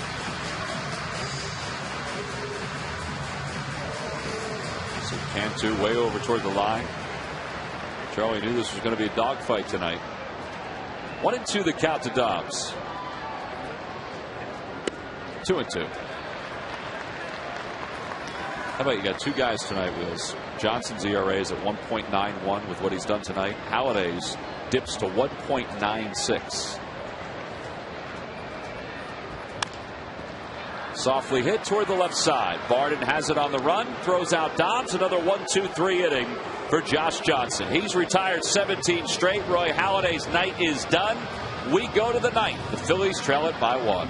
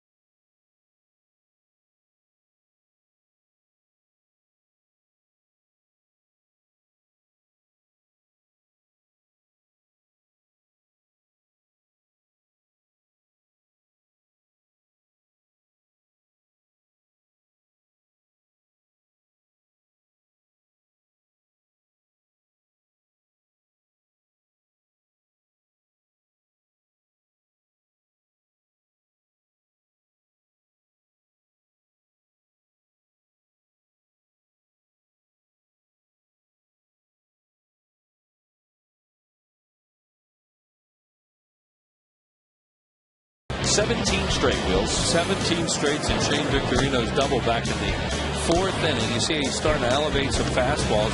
He struck out a couple guys with that, some jammers on that heavy sinker that he throws. He uses curveball, his slider, and he's finished for the night. They're going to go to their closer, Leo Nunez, in the 9th inning. As you see him getting congratulations, a walk and 5 strikeouts. Both starters tonight just outstanding. 113 pitches for Josh Johnson. 71 strikes. As Will said, he, like Roy Halladay, just pumping strikes tonight. So Dan Uggla leads things off against Donis Baez, who is the new pitcher for the Phillies. See Baez's numbers. This is his 27th game. He's 2-2. And it's 1 ball and 1 strike to Uggla. As we say so many times, if you're home like this, you're in the 9th inning, it's a 1-run game. You try to keep it to 1 because there's so many more things you can do at home because you'll play for a tie.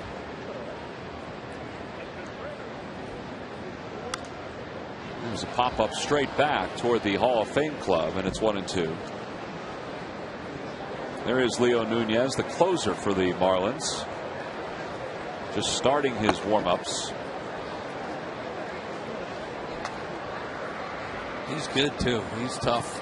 Fastball, changeup.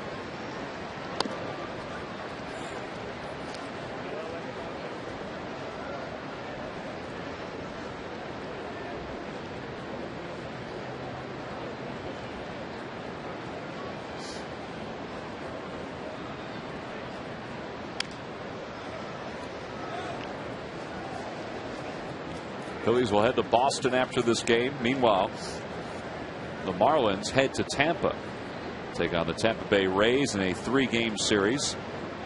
They have 6 games coming up against the Rays in their next 9. 3 down in Tampa and 3 in Miami. And a bullet foul. And it remains 2-2 to Uggla. That was a hanger. Yeah, that was a breaking ball, a curveball probably, and he had a good look at that one.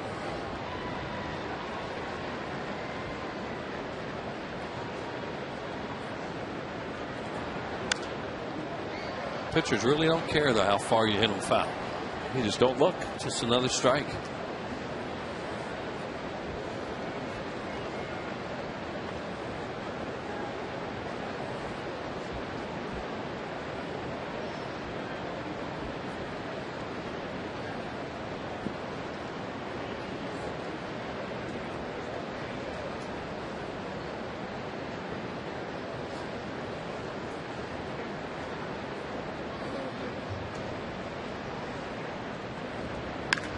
Hit hard again.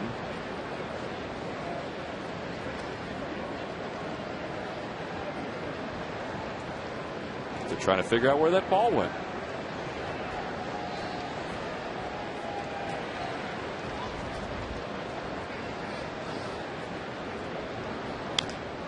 That one went off the foot of Dan Uggla. It remains 2 balls and 2 strikes. Phillies have been shut out 6 times this year. They haven't scored here tonight, but they'll have the top of the order due up in the bottom of the 9th inning. In what right now, and hopefully will remain, a 1-run game. Boy, Uggla is seeing a lot of pitches. That's the 10th pitch of the at bat, and he fouls it off again. 2-2 the count. He's pumping fastballs at him now. He really doesn't want to go to 3-2. And by that I mean maybe throw a breaking ball that misses and then have to challenge Uggla with a fastball, because he's deadly on fastballs when he's looking for them. And there is a curve. He checked his swing. They appealed. No swing, says Brian Gorman. Well, they did try it. They tried to throw the breaking ball there and get the out, and now they've gotten into a 3-2 count. Did he go? No, that's a good call. And now Uggla's going to gear up for a fastball.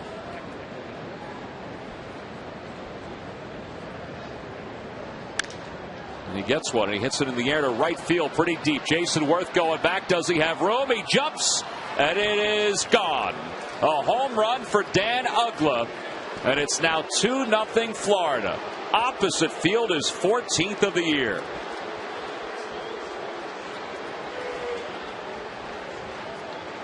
Well, the wind really helped take that ball out of the ballpark, but it goes back to that 2-2 breaking ball. And, you know, we said that, you know, before we threw it, that if you get into that spot and you miss, then all of a sudden you have to throw a fastball to a fastball hitter. Now, he doesn't pull it. This is new for Uggla now that he hits balls the other way, and the wind got it and blew it out of the ballpark. So a 2-run lead now for Florida. Here's Cody Ross, and he takes a pitch on the inside corner. And home run for the Marlins. The 55th that they've hit this season. And Baez now is ahead 0-2. So the work for the top of the order is going to be a little more difficult in the bottom of the 9th. Instead of a 1-run game, they'll have to deal with at least a 2-run game.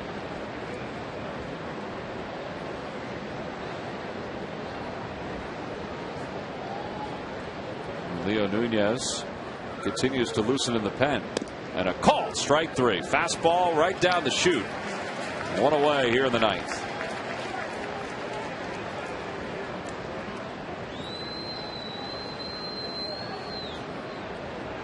So Baez has a strikeout. Here's Mike Stanton. Stanton is hitless in 3 at-bats tonight, after picking up 3 hits in his debut on Tuesday night. Becoming the first rookie to collect 3 hits in his debut since Danny Ainge. How about that? Danny Ainge. Danny Ainge went on to play 3 years in the majors with Toronto before he began his NBA career with the Boston Celtics. He went up hitting .220 for his career.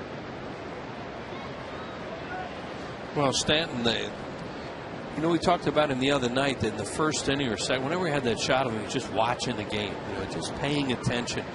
And talking to some people around their organization, their club, they say that's this guy. You know, he wants to get better. He wants to learn. He doesn't have all the answers like a lot of young players that come up nowadays, and you can't tell them anything. They really think he's going to be special. Well, he spent the off day on Monday when he arrived in Philadelphia getting a new suit, because in the minor leagues you don't have to wear suits on the buses. In the majors you do. So Brett Hayes, who comes from the same high school that Stanton comes from in California, took him out and bought him a suit. And he lets that one go by for ball 2. It's 2-2. Well, if he gets anywhere near his potential, he'll be able to buy himself a lot of suits. And Brett Hayes, too. He can get Hayes some, too, yeah. He'll fill up both their closets.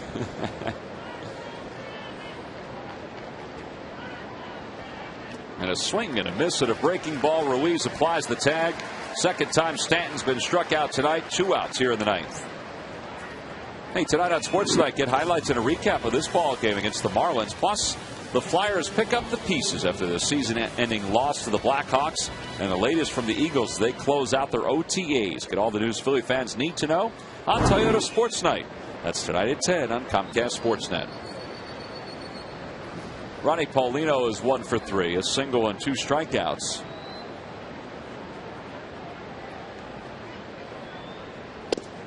And Baez ties him up with a fastball inside.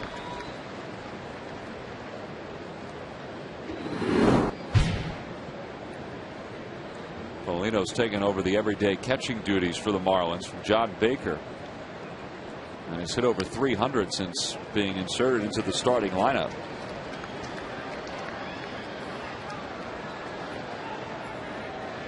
He came into this game with 8 straight games with an RBI. That's the guy he'll catch when we go to the bottom of the 9th.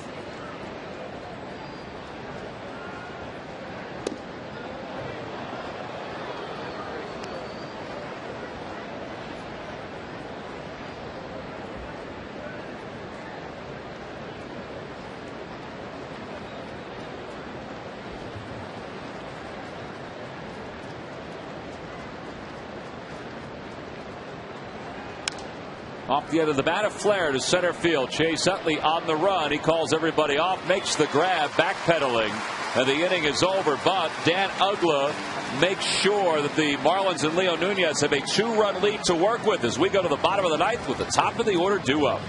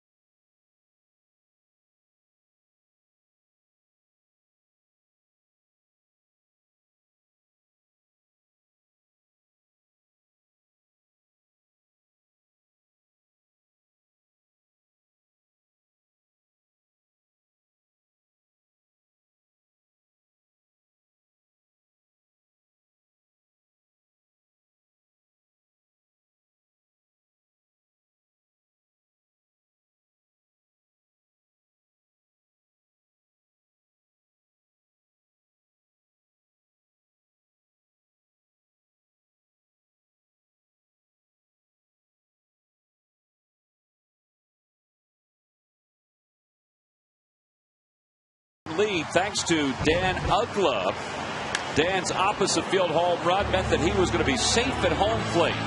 Safe and secure with an extra insurance run thanks to New York Life. So Uggla's home run means that Leo Nunez will come on here in the bottom of the 9th inning with a 2-run lead to work with. Nunez's 25th game, 12 saves in 14 opportunities. Matt Capps leads the National League in saves. But Nunez is among the leaders. He has struck out 25 in 23 2/3. He has allowed base runners, though.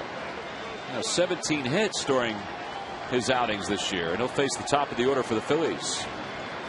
Shane Victorino leads it off. It takes a fastball outside, 1-0. What makes him so effective, as you said, Tom, he gives up base runners, but he's a strikeout pitcher. So he gets himself, he can get in trouble, and then he can go and get strikeouts. Victorino 1 for 5 against Nunez. And it's 2-0. And the Phillies need some base runners here. Right. You don't see Shane probably even swing the bat, and until at least there's 1 strike on him. Nunez saved 26 games last year when he took over the closer's role for Florida. Oh, that was late.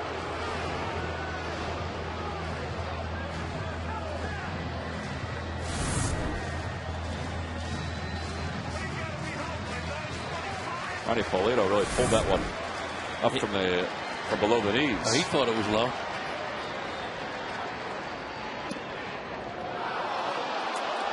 Two and two the count. Uh-oh, now they're really going at each other.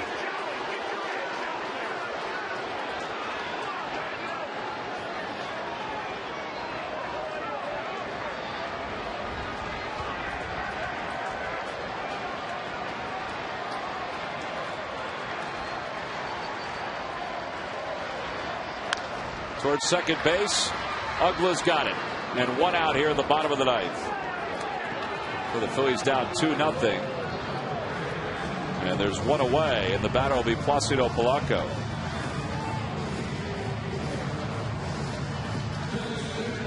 Such a big difference, obviously, between 2-0 and 3-0 for Shane. Well, Shane, you know, he really was giving him a good at bat right there. And a couple of questionable pitches.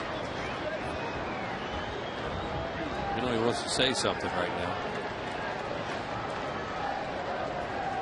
Here's Polanco, hitless at 3 at-bats tonight. And he spins out of the way of that first one. It's 1-0. He's asking, didn't that nip my uniform? He's got that pad on his elbow, so his uniform's a little tighter around that arm. Might have been flopping in the air.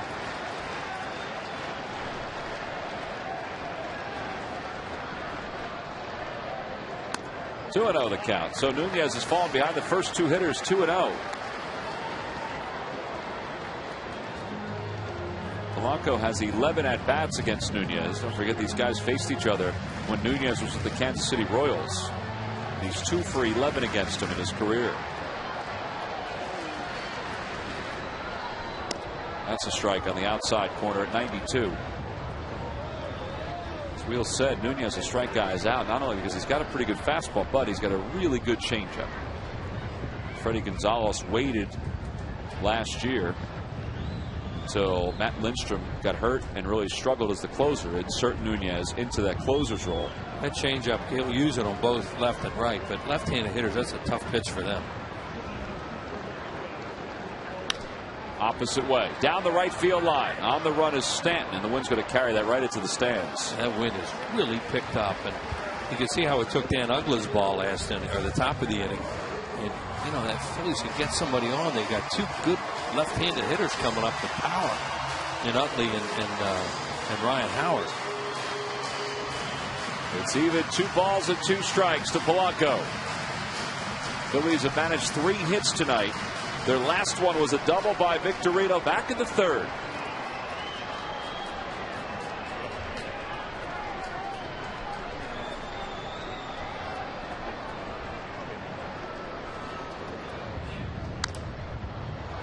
Got to sneak a 96-mile-an-hour fastball in on the hands. Hey, this game will encore tonight at 10:30 on the Comcast Network. And don't forget, Phillies coverage on Comcast Sportsnet continues as the Phils head to Boston to battle the Red Sox in interleague play. Catch Phillies pregame live Friday at 6:30 right here on Comcast Sportsnet.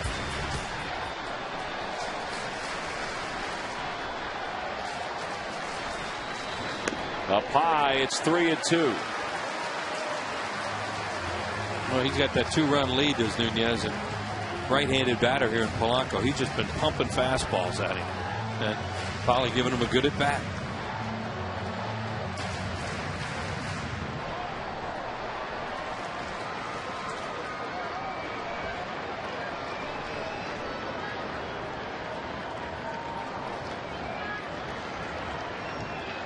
I wonder if Paulino's still calling fastball, and if Nunez wants to throw a changeup. You know, 3-2. he looked like he just called a changeup, and Nunez stepped off right away. Now, maybe it's the other way around. Can't see from there what they just called, but it looked like he did call changeup.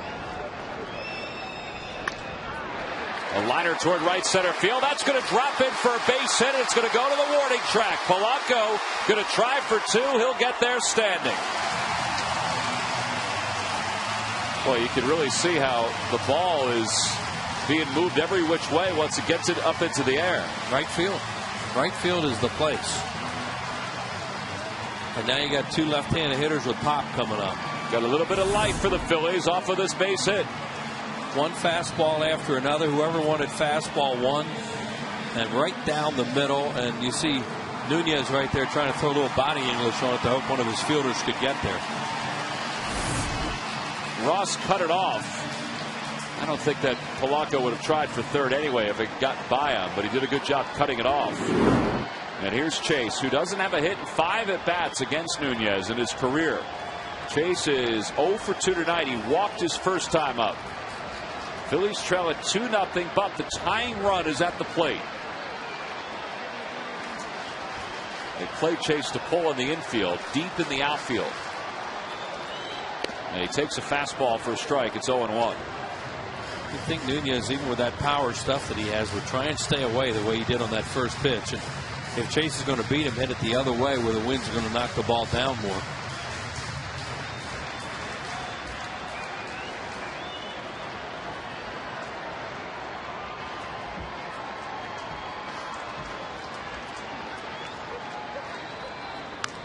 Pulls it toward first. Take it on a hop by Cantu. 2 away. Over to third goes Polanco. See that outstanding changeup we were talking about, and how it fooled Chase Utley and got him way out front, and he hooked it right to Cantu. But he'd been pumping a lot of fastballs and then threw the changeup. Here it is. Look at like a seed squirting out of a grape. A lot of dive to it, down and away, and very effective with left-handed hitters. You know, they're going to talk this over right now. And I know it'll only be a tie game, but they are on the road. And I got to think they got to figure out a way. They don't want to let Ryan Howard hurt him here, because Jason Worth has been struggling. And you go right after that. And as soon as I say that, they'll throw a fastball right down the middle. But that conversation has to be about something like that. Well, I wonder if it's odd that Rennie St. Clair didn't come out to have the same conversation. He left it to Hanley Ramirez and Ronnie Paulino for that conversation. A veteran catcher and you know, a pitcher who has an idea. Overshift is on for Ryan Howard. And it was late. Barden is way off the line at third. Ryan tonight has a double. He's lined out and he is struck out. 1 for 3.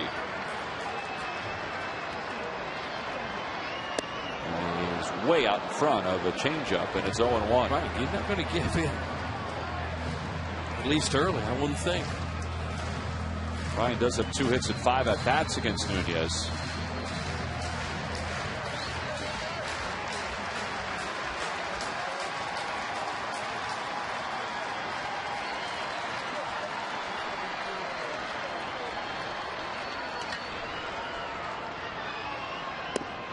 Back-to-back changeups. Now you look at 90 miles an hour, you think, well, is that a changeup? Well, it is.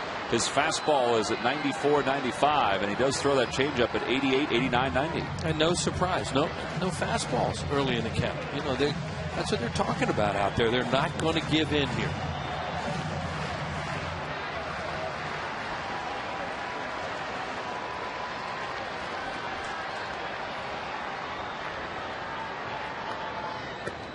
Lays off that changeup.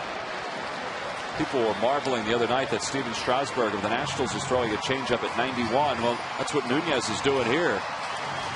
Throwing changeups in the low 90s and the high 80s. Rally caps are on all around the ballpark. A little bit of hope left for the Phils with a runner at third and 2 outs and Ryan Howard at the plate.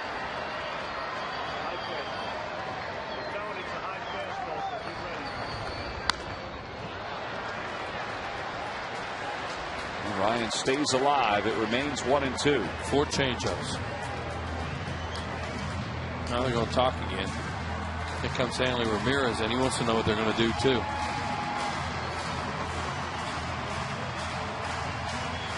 You can read lips and see if you see the word cambio in there. That's changeup.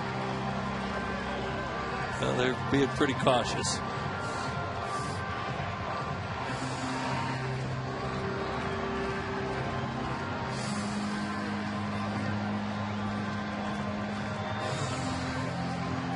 Ramirez seemed like he had the final word in that conversation.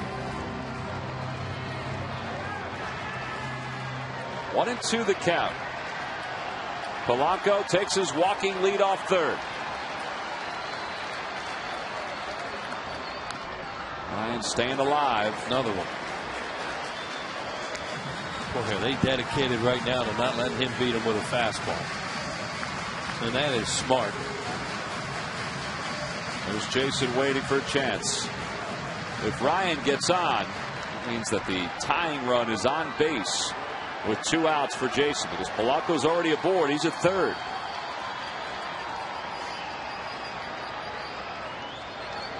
And a swing and a miss. He got him on another changeup. And the Phillies have been shut out for the 7th time this year. Leo Nunez picks up his 13th save, and the Marlins earn the split. The Phillies shut out 7 times in 58 games this season. They were shut out 7 times the entire year in 2009. This one was a pitcher's duel from start to finish. Josh Johnson gets the win. And he is our Chevrolet player of the game. He retired the final 17 batters that he faced. It was from the 3rd with 1 out when Victorino doubled until the 9th with 1 out when Placido Polanco doubled that the Phillies had a base runner against Josh Johnson and Leo Nunez. And here is our W.B. Mason delivery of the ball game wheels, and it was the only run the Marlins needed. First inning, bases loaded, nobody out. Cantu with a sacrifice fly. Scored the leadoff batter. Coghlan gotten on a base hit. And they would add a run in the 9th inning on Uggla's home run. That's our W.B. Mason delivery of the game. So the Marlins win it 2-0 tonight here at Citizens Bank Park. We'll take a break. When we return, we'll have a final word.